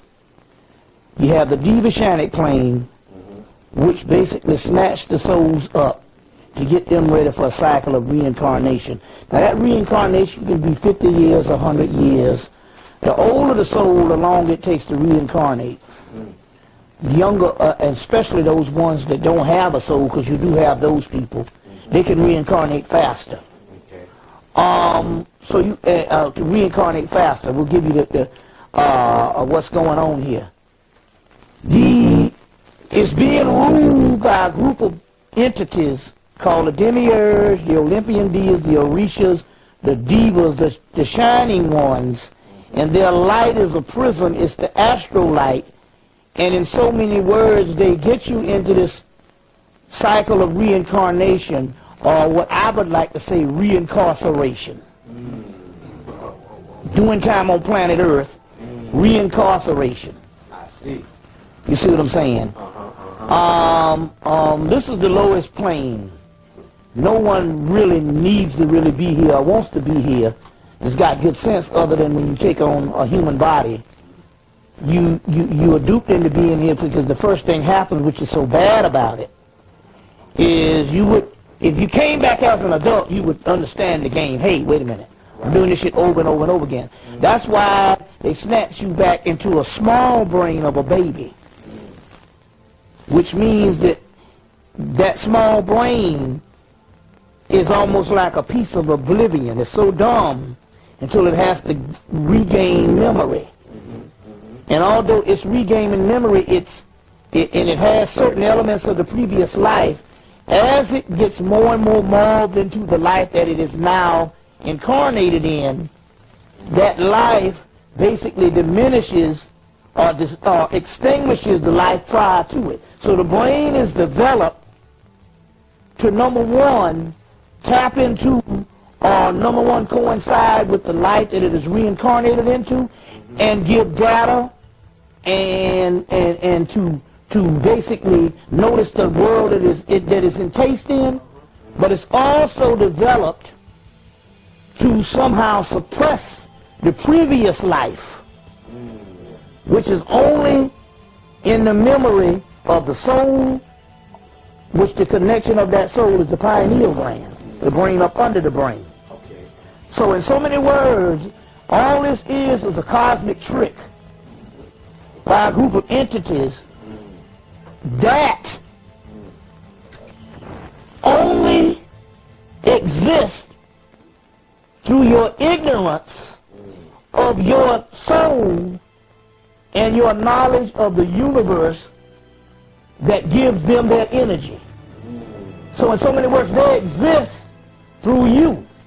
There's a story before H.P. Lovecraft. There was another guy by the name of Lord Doomsley that was having these dreams. For him, it was Bulwer Lytton was having these dreams. 1800, Lord Doomsley was the early 1900s, and he wrote a book called The Gods of Pegana. And he talked about how this great mother went to sleep, and these children in this particular case is these particular false beings. They're prisms.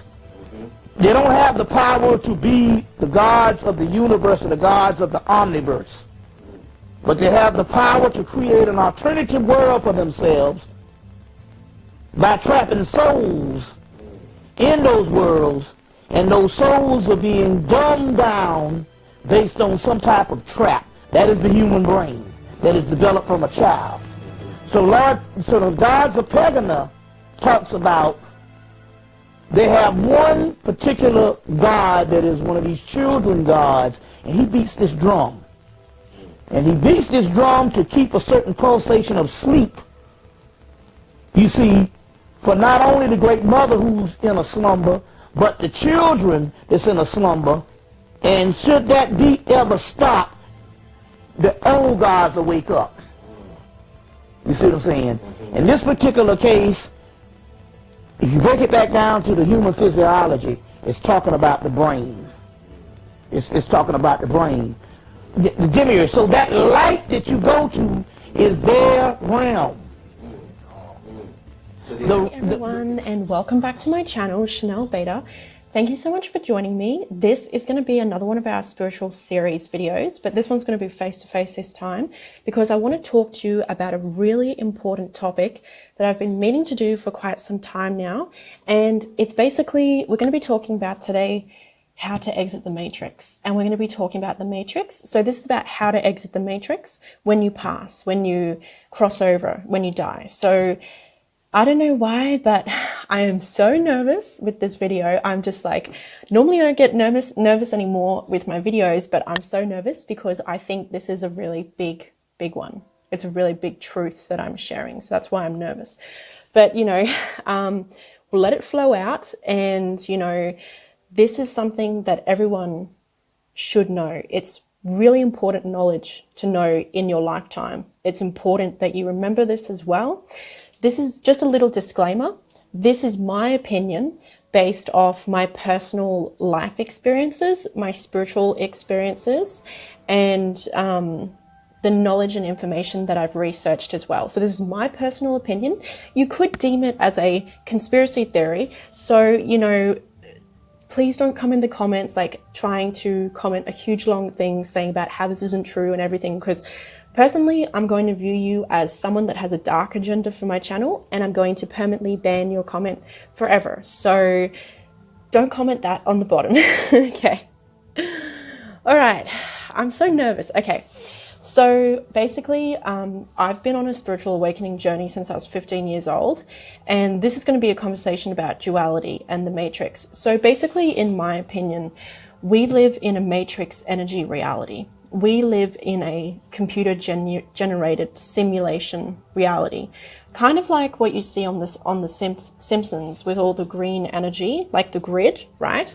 So everything that you see around you, in my opinion, is illusion. So we have, for example, the desk that's underneath my elbows.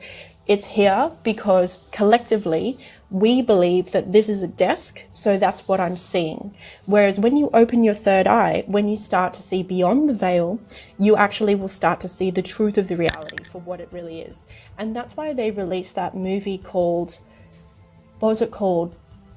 Blackbird or something bird, and it was about people seeing through the veil and getting scared because they want people to be scared because of what the truth of the reality is. So anyway, this is the point. Scientists have proven when people die, they've actually proven it now, that when people die, the celestial body, with the astral body and everything, it exits the physical body. And when you die, there's a chemical called DMT, one of the chemicals, it releases from your third eye, and you have this huge experience and the energy leaves from your body.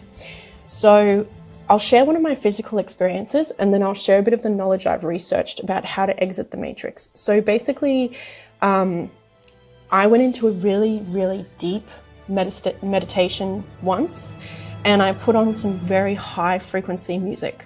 So if you go into a really deep meditation and you want to travel energetically, before your astral body leaves your body, your brain actually releases the DMT chemical.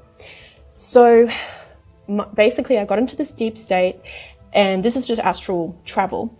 I was about to leave my body, so I left my body energetically, and I was literally, because I had the highest frequency music on, like, so my vibration was raised, so I was able to see the truth of the reality because of how high frequency I was. And pretty much I saw myself in the energy realm flying through a green electronic grid, and I was just like flying through the grid, and I was basically in the matrix, you know. So that was the first experience I had. So why am I telling you all this? Well, when we die, a lot of people report that they see a white light as soon as they die. They see a blinding bright white light. That is actually a holographic deception. It's designed as a vacuum cleaner to suction you in. So as soon as you leave your body when you die, you're like, oh my God, I'm so overwhelmed. Like my energy body just like, where am I? What's going on? And you don't realize that you're not in the physical matter reality anymore. You can't control things from a physical matter reality. You have to control things using your mind because you're in the energy reality, right? Because you're in an energy world, because your soul's just left your body. But people get so startled, they don't consciously know any of this, and they get so overwhelmed. So this bright light hits people this bright light hits people, and then they're like, oh my gosh, and they get sucked into it straight away. And basically they go into a void type thing in this reality, and then they go into an endless reincarnation cycle.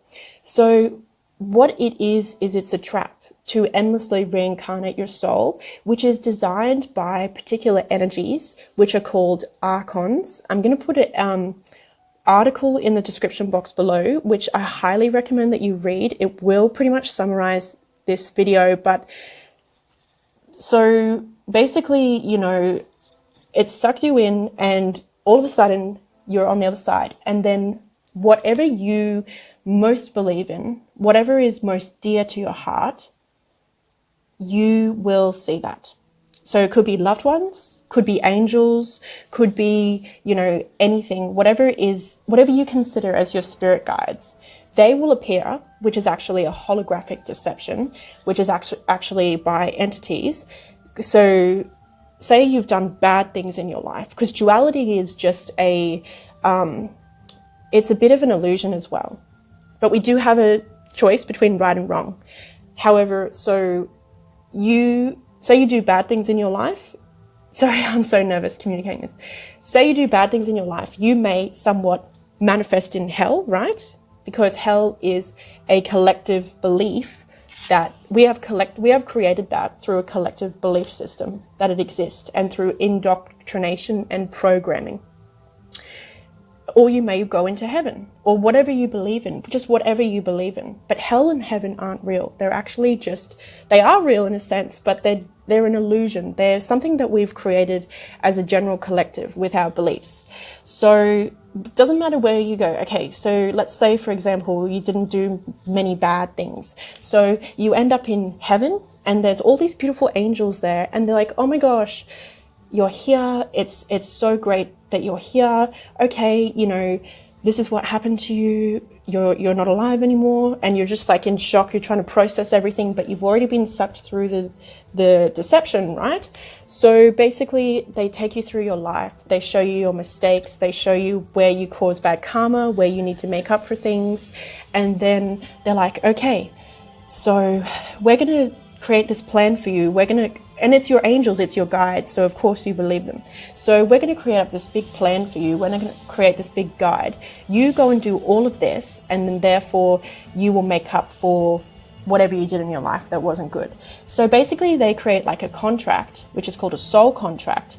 They create this guide, and they decide to send you back down to Earth under certain terms, and you agree to go willingly because you're like, oh my gosh, like I totally want to make up for everything I've done. So yeah, and they have the ability in the energy astral illusionary deception void, they have the ability to actually replay most of your life and show you so much. And you know, these people are very convincing. They can stun you with like this overwhelming amount of like intense white light. And because you don't have your conscious power as much, because people don't know, because you don't have your powers, it causes you to be very stunned, and like you don't really stand your ground. You don't really do much for yourself. So basically, you know, that's how people get recycled, because people just keep getting recycled and recycled. And lots of people have actually documented past lives, and they've talked about, you know, I can clearly remember this. Usually it's like young children that you read these stories with.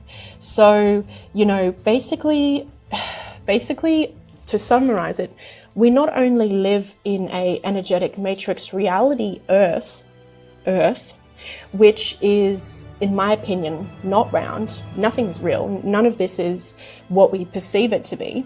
So, so we not only live in an energetic reality Earth, but we also live in an energetic reality universe, in my opinion. This is all just opinions and conspiracy theories. There's plenty of those online. So basically, you say you want to exit the Earth when you die. So you exit the Earth, but I believe you actually have to exit the whole entire universal energetic reality deception. It's crazy. You know, it's crazy. But okay, there's a couple more things I've got to bring through. Religion, right? Religion is duality, light versus dark. Okay, if we're with the angels, if we're believing in the good things, then we're protected from the bad things. But in my opinion, religion was actually created as a form of control and to induce fear in people. Because if you're worshipping something outside of yourself, which is what they want you to do, you lose your power, you lose your connection as a sovereign being. So basically, you know, it's not good to, in my opinion, worship anything outside of yourself. You should rely on yourself and your own spirit guides for your highest good. See, it's like they try and force you to choose a side, but the secret is both of those sides are actually working together. The light, which is the light that you see when you die, they are actually, those particular beings, they're actually dark, and they're working with the dark. So religion is really not advised, in my opinion, to follow. There's great quotes, there's great lessons from some religions like Buddhism, and like we can learn great things from religion, but they're like angels, and there's all these types of beings and archetypes out there. Not all angels, but there's all these types of beings and archetypes out there, which when you worship them, when you pray to them, you just like boost them up. You like give them all this energy and power, and they're taking it from you, but you can actually solve things on your own and with your spirit guides for your highest good. So getting back to duality is a concept that's been created to separate, divide, to cause fear. When I was 15 years old, I had my awakening about duality and religion. And, you know, I basically decided from that day, I was like, I don't want to choose a side. Like, I'm not choosing a side, you know. I just want to be on my own with my spirit guides for my highest good and source consciousness. I was like, I just want to be on my own. And as soon as I did that, as soon as I said, no, everybody leave me alone, if you know what I mean, pretty much I got attacked basically straight away. As soon as I said, everyone get out, I don't want to have anyone here. In terms of duality guides, I did get attacked straight away. So I had to learn how to protect myself and self-reliant on myself. But I don't mean to say that to instill fear, like don't be afraid at all. But that's just an interesting thing that happened to me. You know, that was an interesting example. So getting back to the topic of this video, because there's a lot of things I had to share in between in this video to help it summarize and to help you understand everything, in my opinion. So, okay, so we see the white light, right? So the idea is, as soon as you exit your physical body, you are to think straight away, because you can't move, you can't run, you can only fly, you can only do things with your mind, right? So straight away you think, turn away from the light. Turn away from the light, exit the reality of this matrix universe, right? So you think that, so you instantly turn away from that light. You're not going towards that light anymore. There may potentially be other things that may cause you to try and take you to heaven or whatever, but you're in control of your reality. You're very powerful. You're a sovereign spirit. It's up to you what you want to do with yourself. There may be consequences if you have done bad things. Absolutely, there will be consequences. I'm not saying there wouldn't be, because that's just the cause and effect. You know, you put out that energy, you got that back. But what I'm saying is, you turn away from the light, think, exit the matrix, turn away from the light, and then what happens is you will basically see like, it's kind of like a type of void, and you'll see these cheese holes. You'll see like these black holes kind of thing, these black energy holes. And basically what you want to do is you want to think to go through one of those holes. You want to think to go through and actually exit the matrix universe. I'm exiting the matrix universe. I'm going through one of these black cheese holes, and then you will exit this whole distortion reality, which is what you want to do, because it's up to you. You know, you don't have to reincarnate. And that's what people get talked into. That's what they want people to do, right? Because they want you to be trapped in an endless cycle of reincarnating, just an endless karmic cycle, just going round and round and round this wheel. So basically, you know, that's the truth, in my opinion, of what happens when you exit your body, when you pass on, you know. So it's something extremely important to remember this information. I actually have it tattooed on my arm. That's why I have it tattooed on my arm, because that's why they pollute. That's why I believe, in my opinion, they pollute our food and our water with chemicals and like aluminium and fluoride and all that kind of thing, because people get dementia, people can't remember important information when they get old. And there's a reason for that, because your consciousness and your soul is pretty much the most important thing that you can have in this life. That's why it's imperative to not get rid of your soul. Don't sell your soul. Don't become overcrowded with negative energies. So basically, that's why spiritual development is so important, and you holding on to your consciousness and you remembering that important information until you get old. So, you know, have a read of the article, and just let it all sit with you. I've come to this conclusion because obviously I've been through many spiritual experiences. Like when I was 15 years old, I've traveled in what I believe is the matrix reality. I have had moments where the matrix has glitched, like weird stuff's happened, you know, it just glitches. Like, for example, the sun that we see on top of what we view, in my opinion, is actually a simulation.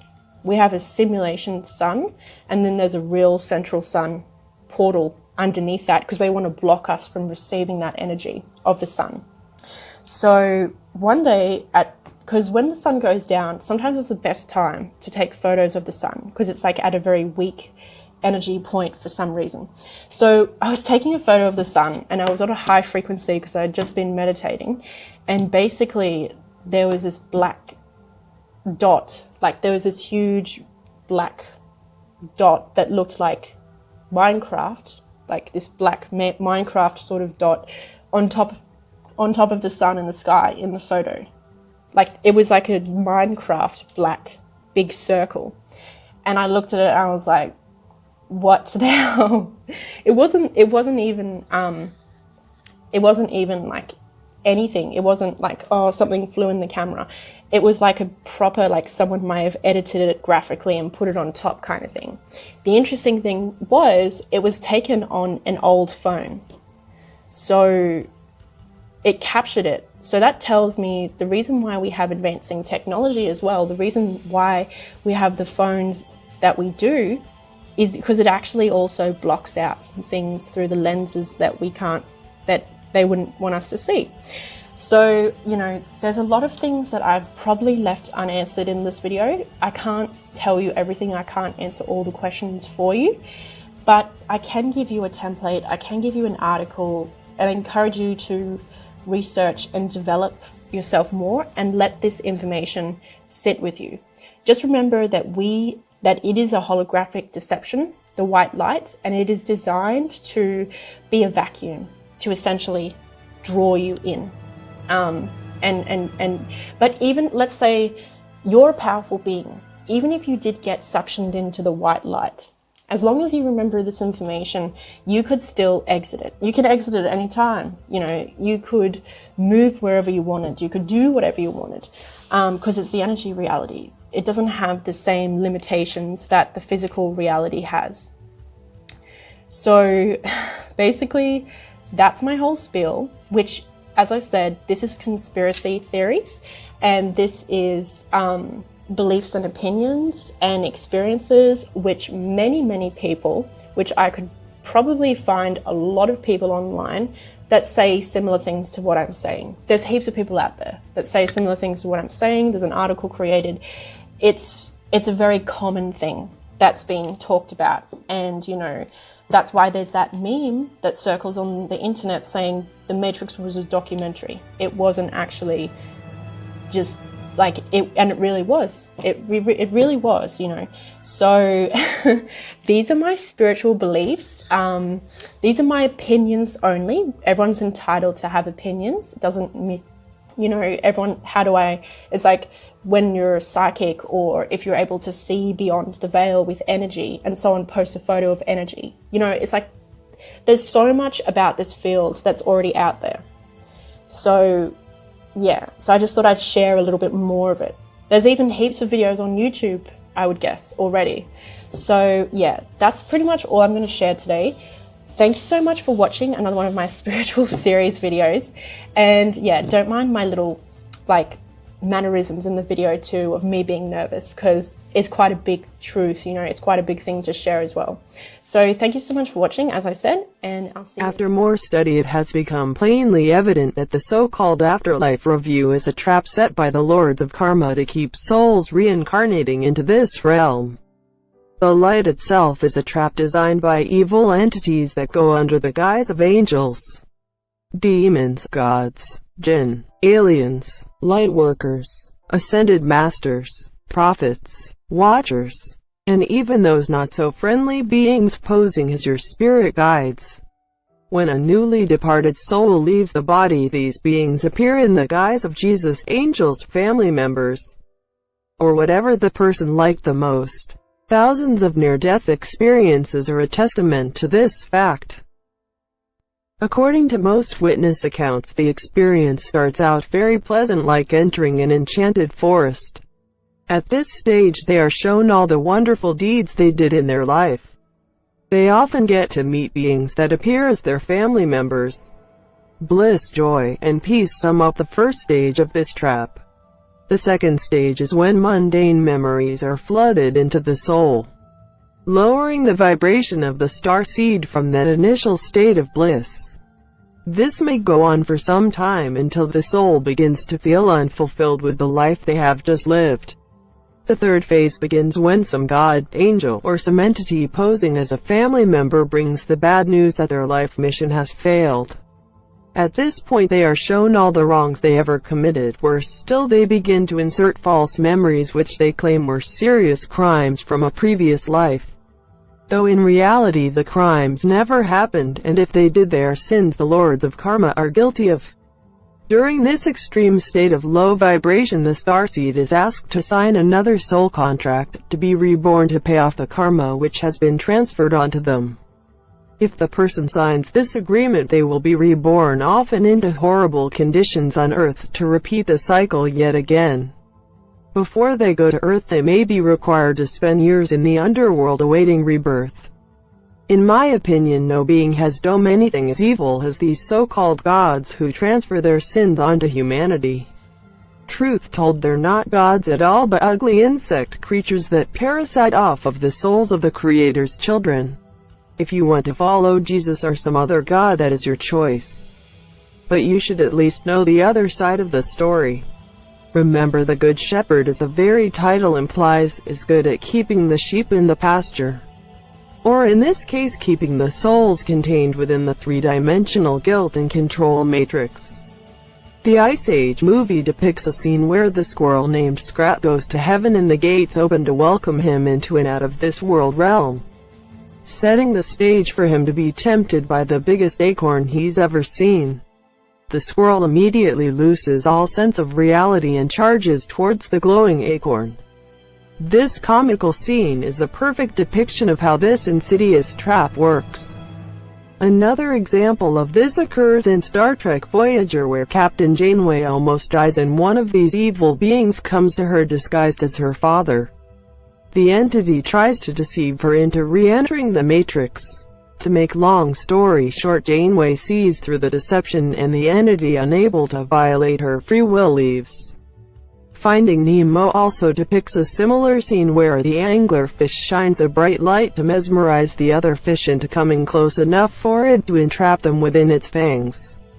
The DreamWorks intro shows a silvery man sitting on the moon casting a fishing line into the ocean. None of this is coincidence. This is all part of the hidden in plain sight spell the Lords of Karma used to put humanity to sleep. Remember, that light you see in the tunnel is a locomotive coming. That light you see exploring the depths of the sea is the anglerfish. The light you walk by on the porch is a bug zapper. And that light you see in the afterlife is a soul capture device to net star seeds. This in mind, I would highly recommend to anyone listening to not go into the light. It really is a trap set by beings who do not have your best interests at heart. This is the truth about the angels and this parasitic god they follow. Knowing these facts should be enough for people to set aside their differences and realize we are all being played for fools. If you think Snotty Beaver is just making stuff up, and these beings are actually the good guys here to save us, you may want to ponder this.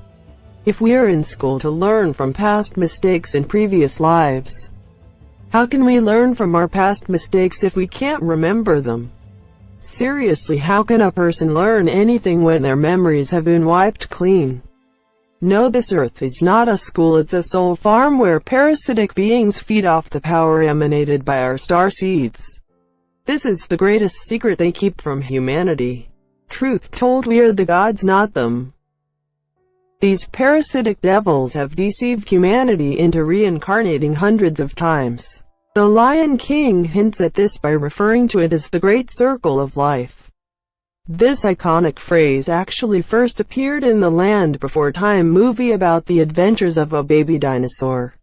The Great Circle of Life refers to the Wheel of Life. The realms, or states of reincarnation, of the Buddhist universe are depicted in a diagram known as the Bhava Chakra, the Wheel of Life or Wheel of Becoming. The wheel itself is a circle, symbolizing the endless cycle of life, death, rebirth and suffering that they seek to escape altogether. The Bhava Chakra is often depicted with an image of a giant red demon holding it in his lap. I don't know why, but looking upon the Bhava Chakra reminds me of the mythological turtle that holds the world on its back. Bhava Chakra represents the 6 realms of reincarnation. First realm is the God's realm. The second is the demon realm. The third is the human realm. The fourth is the animal realm. The fifth is the ghost realm. And the 7th is the hell realm, which is full of fire, ice and suffering. Note, because Earth is a soul farm, hell is not an eternal state of being. However, even a minute in such a place would be like an eternity. Samsara in Buddhism is the eternal cycle of repeated birth, mundane existence and dying again.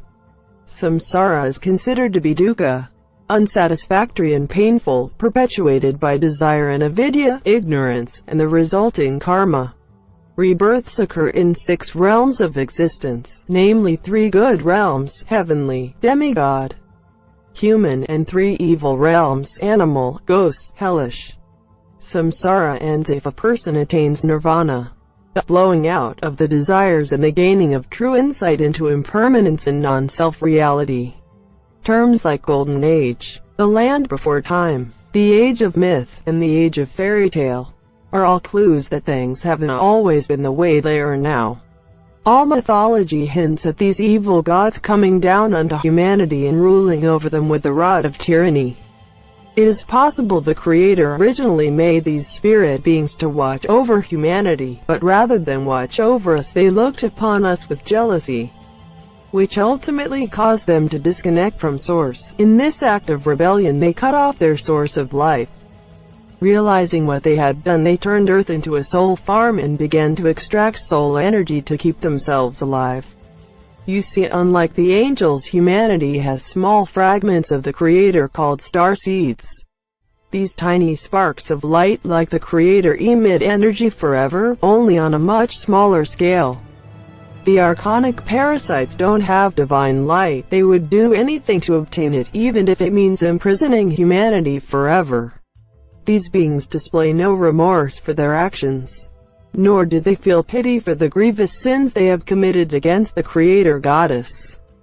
The only reason they mention fallen angels in the Bible is because the devil has to tell the truth before he springs the trap. Though in reality he distorts the truth so badly that people fail to see the forest for the trees. In fact, he has people so confounded they actually think he's the good guy. The being that men call God is actually the devil. You heard right, that bearded entity with white hair is Lucifer. Even the Bible itself hides the truth in plain sight by saying Satan is God of this world.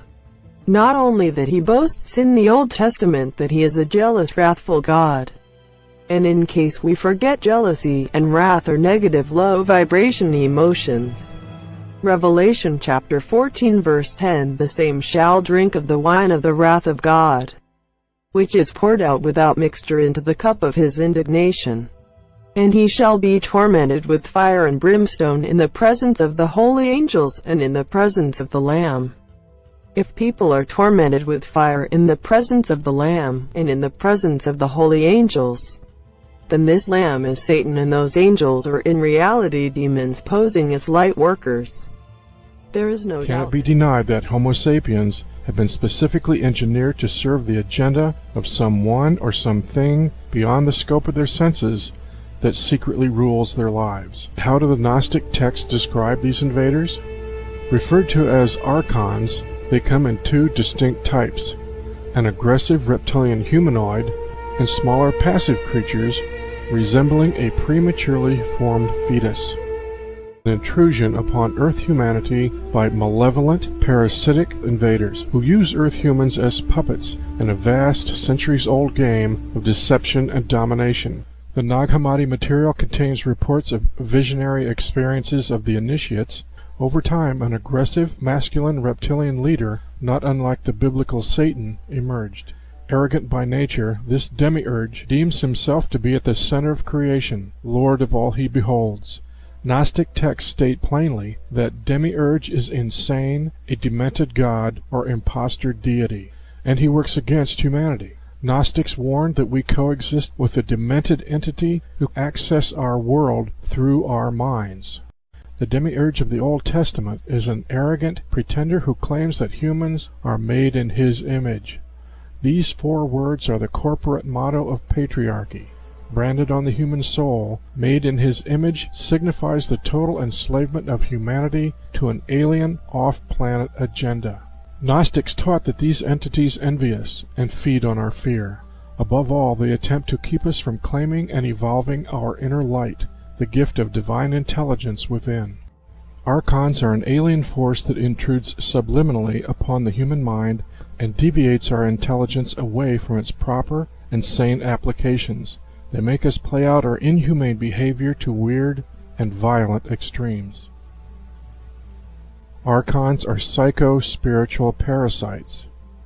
Gnostics detected the humanized face of the Archons in all authoritarian structures and systems that deny authenticity and self-determination to the individual. According to Gnostic perception, Jesus, if mortal at all, had been a prophet of Amor, the principle of love, and Amor, when inverted or perverted into power, became Roma, Rome, whose opulent, luxurious church seemed to the Gnostics a palpable embodiment and manifestation on earth of Rex Mundi's sovereignty, Rex Mundi being the Archon Lord of the material world. As such, Gnostics came to regard the Christian cross as the emblem of Rex Mundi, an icon of domination and control. Threatened by the growing popularity of these Gnostic ideas, Pope Innocent III launched a holy war in 1209 to eradicate such poisonous heresies.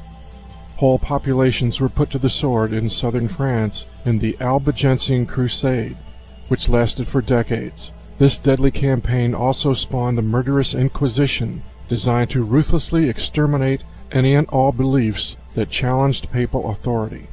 This crusade was so successful that suppression of these Gnostic teachings has lasted until modern times, certainly a suspicious indication of Archon manipulation. The roots of Gnosticism reach far back to the mystery schools of ancient Egypt, yet halfway around the world this same awareness of the Archons could be traced to the mystic seers of ancient Mexico as well. Consider these insights shared by Yaqui Indian shaman Juan Matus from Carlos Castaneda's book, The Active Side of Infinity. We have a predator that came from the depths of the cosmos and took over the rule of our lives. Human beings are its prisoners. The predator is our lord and master. It has rendered us docile, helpless. If we want to protest, it suppresses our protest. If we want to act independently, it demands that we don't do so. Indeed, we are held prisoner. They took us over because we are food to them, and they squeeze us mercilessly because we are their sustenance. Sorcerers believe the predators have given us our systems of beliefs, our ideas of good and evil, our social mores. They are the ones who set up our dreams of success or failure. They have given us covetousness, greed, and cowardice. In order to keep us obedient, meek, and weak, the predators engaged a stupendous maneuver. Stupendous, of course, from the point of view of a fighting strategist. A horrendous maneuver from the point of view of those who suffer it.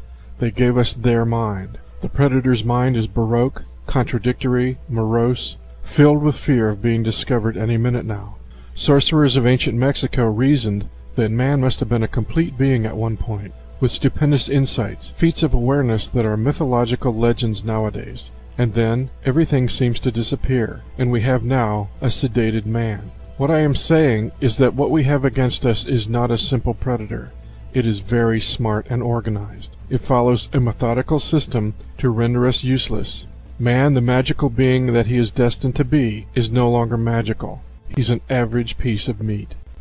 Is it conceivable that humans could naturally evolve into a malignant species toxic to their own fragile environment, unable to coexist in harmony with the myriad complexities of this planet's ecosystems? If you were a highly advanced culture about to invade a relatively primitive culture, you would begin by creating intense confusion, with only inferences of your presence, which cause controversial disagreement. You would make yourself known to various elite in-groups, who would offer you protection out of greed, expecting to acquire more perfect knowledge than anyone else on the planet of this ultimate secret to end all secrets. They would covet you. You would go to the most secret and powerful organizations within the society.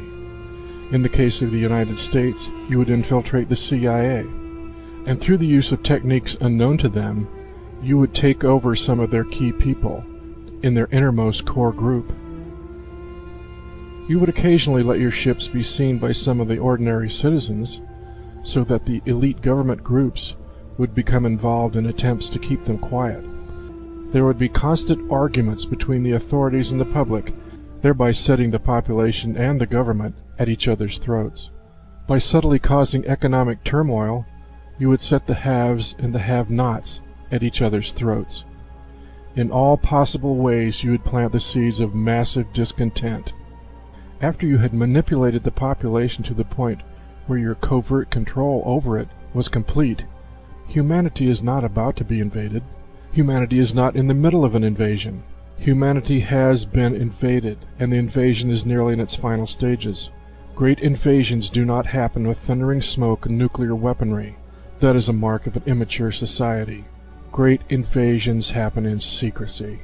What I want to get across to you is the ultimate evil, which underlies all the negativity in the cosmos, finds expression in that masked form of psychological complacency that leads an individual to adhere to a group philosophy rather than to think things through for oneself. Those who feel safe and comfortable in no matter what belief system, merely because many others adhere to it, who get together and form an arrogant, self-righteous group convinced it has a monopoly on the truth, and who are ready to persecute, kill, or stifle anyone who challenges that group's philosophy, have formed an alliance with the ultimate evil, whether they know it or not.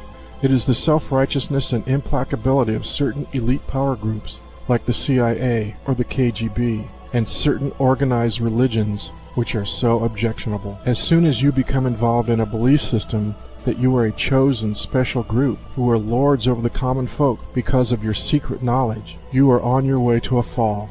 That type of attitude plants the seeds of destruction in any society or culture, leaving it vulnerable to overthrow by those oppressed within its boundaries, as well as by outside forces.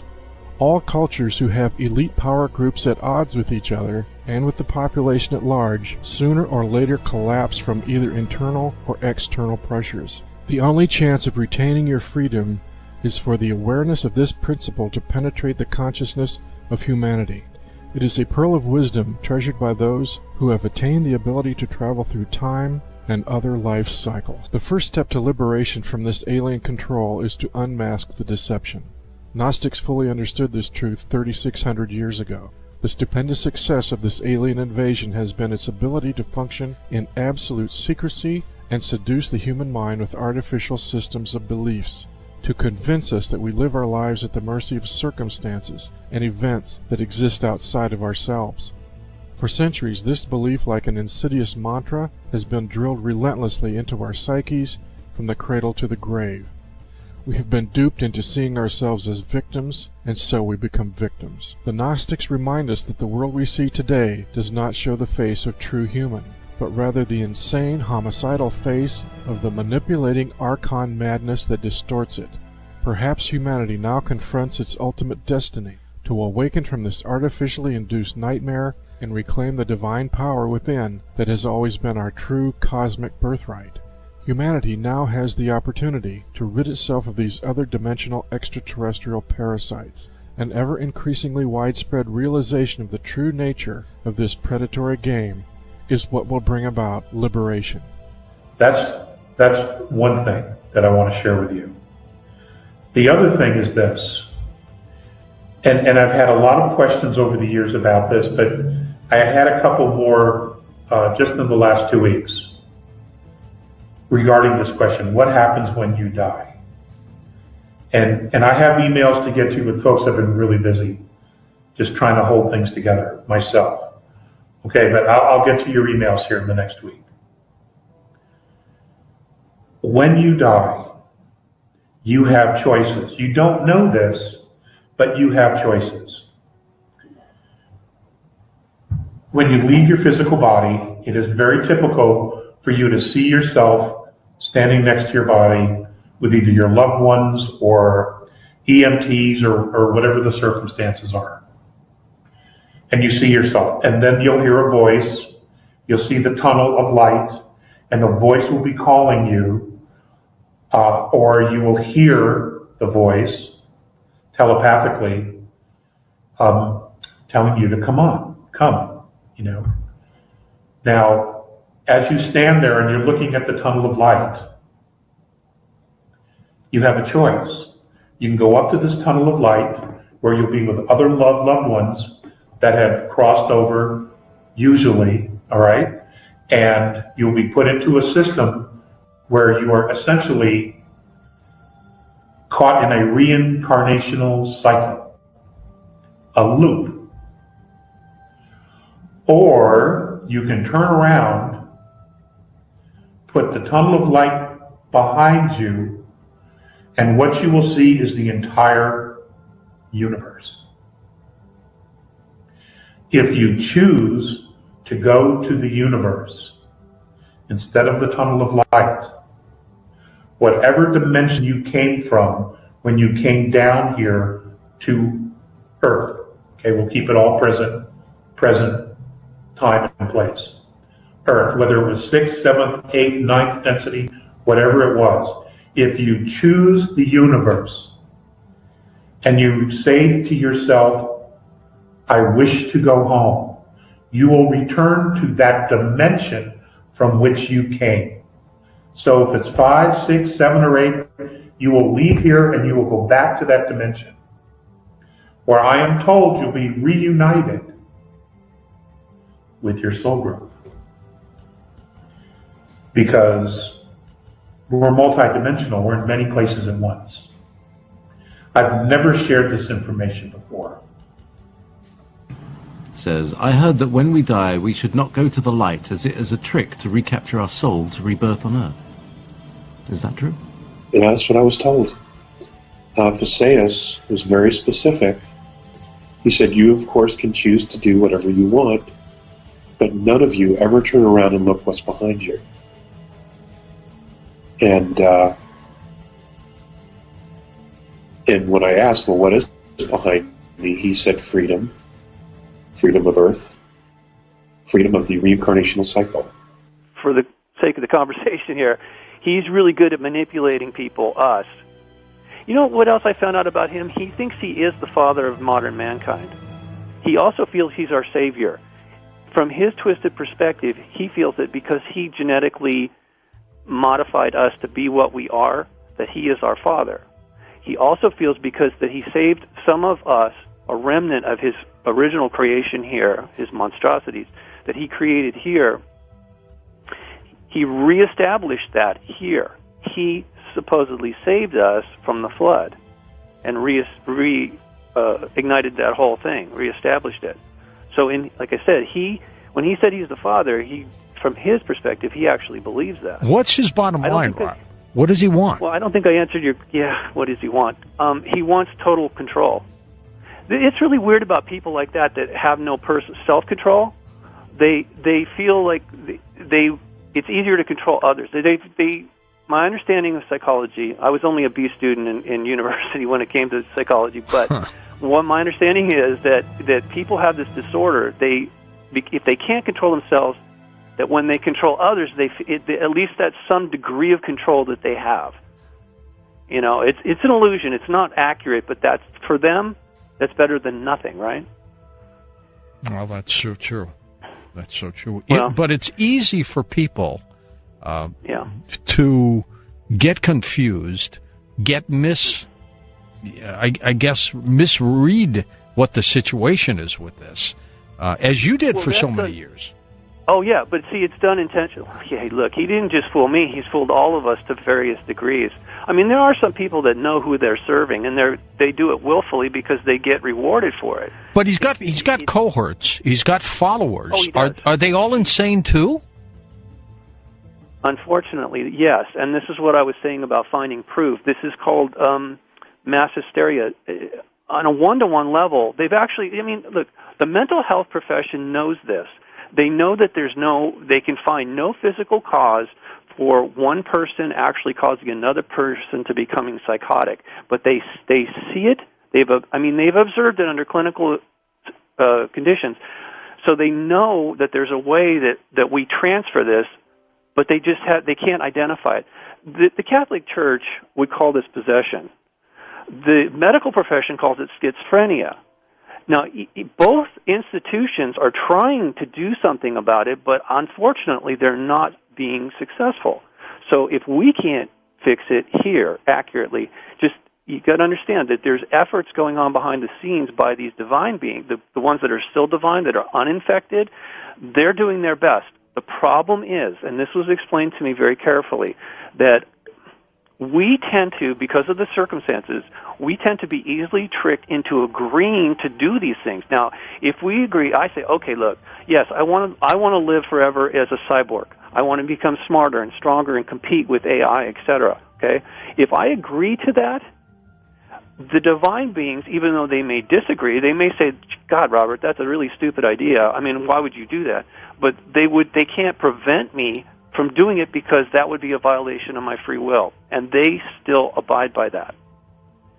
Okay, now on the good side of it, the godlike figures, right? Yes.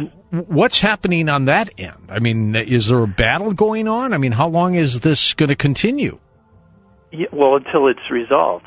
And it is, okay, so when we think of a battle, we think the good guys and the bad guys, black and white, and there's a lot of shades of gray involved here. The good guys do not operate in the same way. They don't just go around killing people and blowing things up. That's not how they do it. It's very different. A lot of times it's really subtle, and they also have to get our approval.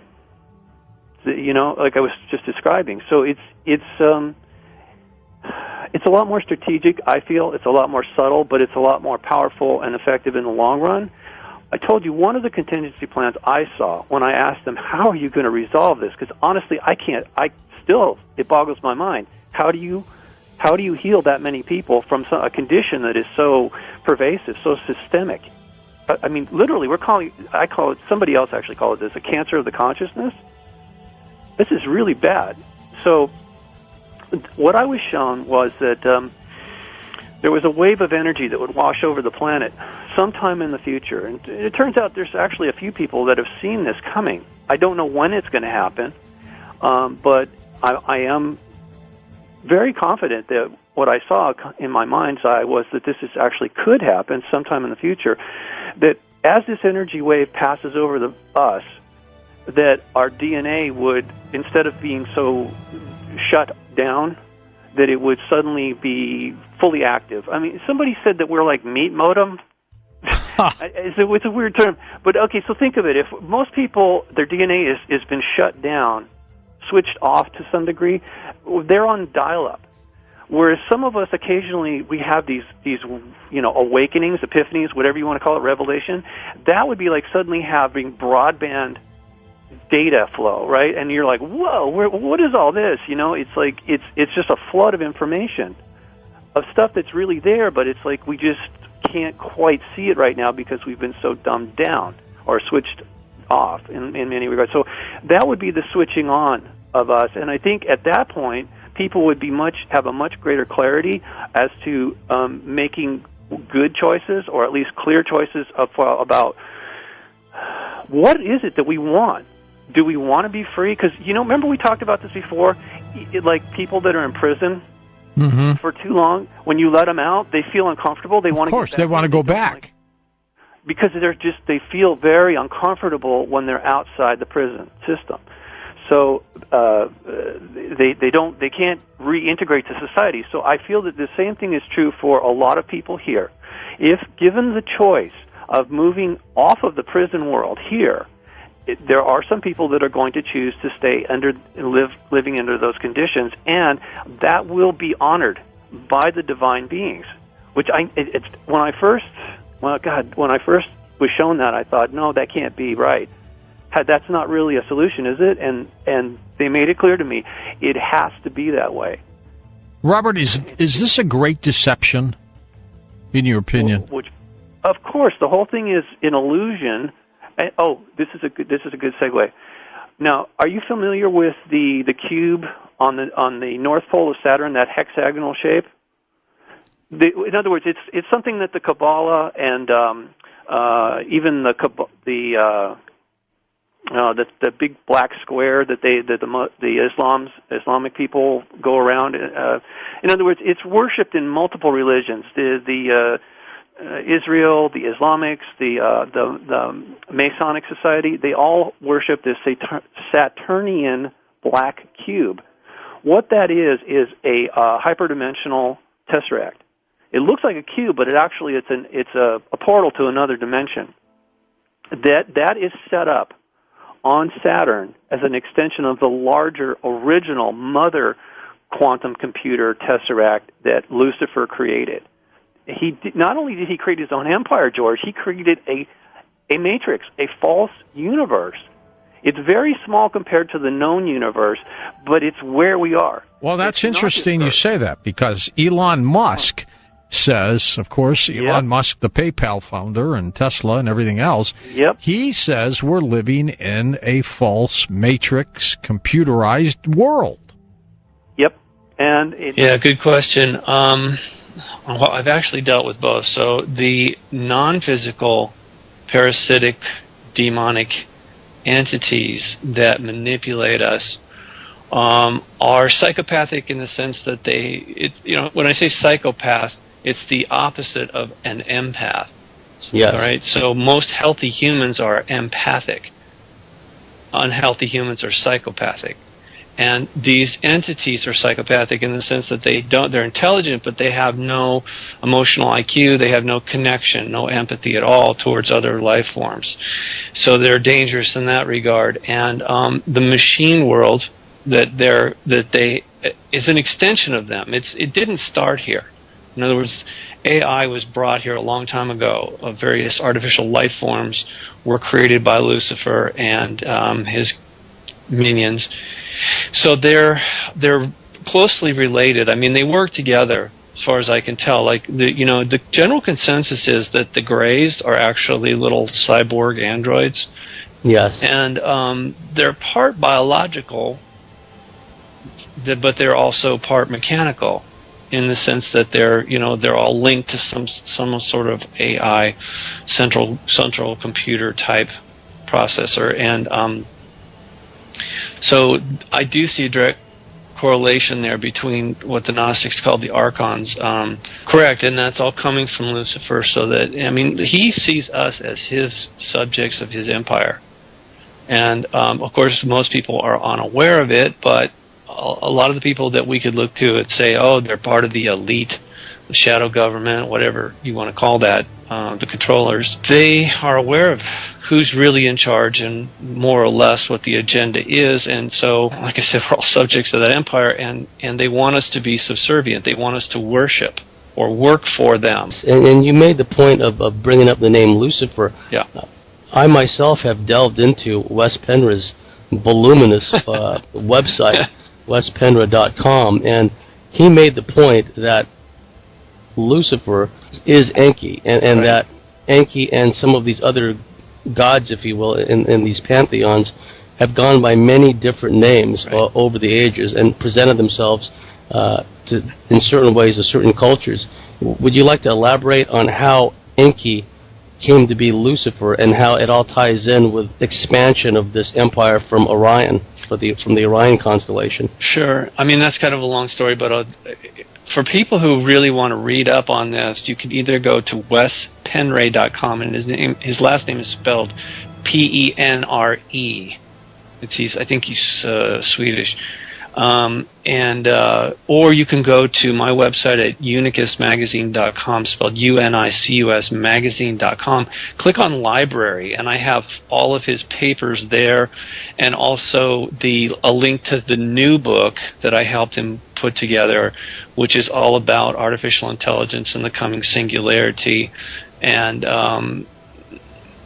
the transformation of humans, which it's underway, and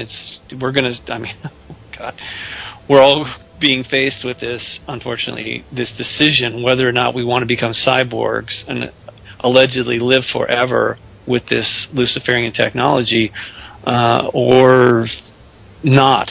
And I'm not sure how what the option is. I don't know that we're going to really have that option under this totalitarian control of Lucifer. But to answer the rest of your question, he is known by many names. In Sitchin's work about his translations or interpretations of the Sumerian text of the gods, he is known as Enki. But I mean, different cultures call him different things in various times. So he's also known to the Nordic people as Loki. The Akkadians called him Ea. The Egyptians called him Ptah. One of his titles is Lucifer, which means the light bearer, because he is a very radiant being. He does have the ability to, I mean, this is what in Christian terms, when they say the glory of the Lord, they're talking about the light that emanates from him, and his son is also very, very key to all this. In fact, that's what I've been working on this article, Technocide. I know this is very highly controversial for people, but Lucifer is the god of all religions on this world, including Christianity. And he does have a son, a particular son. He's also, in Christian terms, he's considered the father of all lies. A lot of people confuse him with Satan, and because the current mythology is that, when Lucifer came to Earth, that's when he had the name Satan. And that is not accurate. According to what Wes Penra's research shows, Lucifer is actually another name for Enki, or Lucifer's son. He has many names, but he's known as Marduk, or Ra, as in R-A, for, you know, in Egyptian terms. He's also called Amun-Ra. And yeah, that's something that some people really have a hard time with, that all the Christian prayers are ending in Amen or Amen, is the way some people pronounce it, but it literally is Amun-Ra, and that would be Lucifer's son.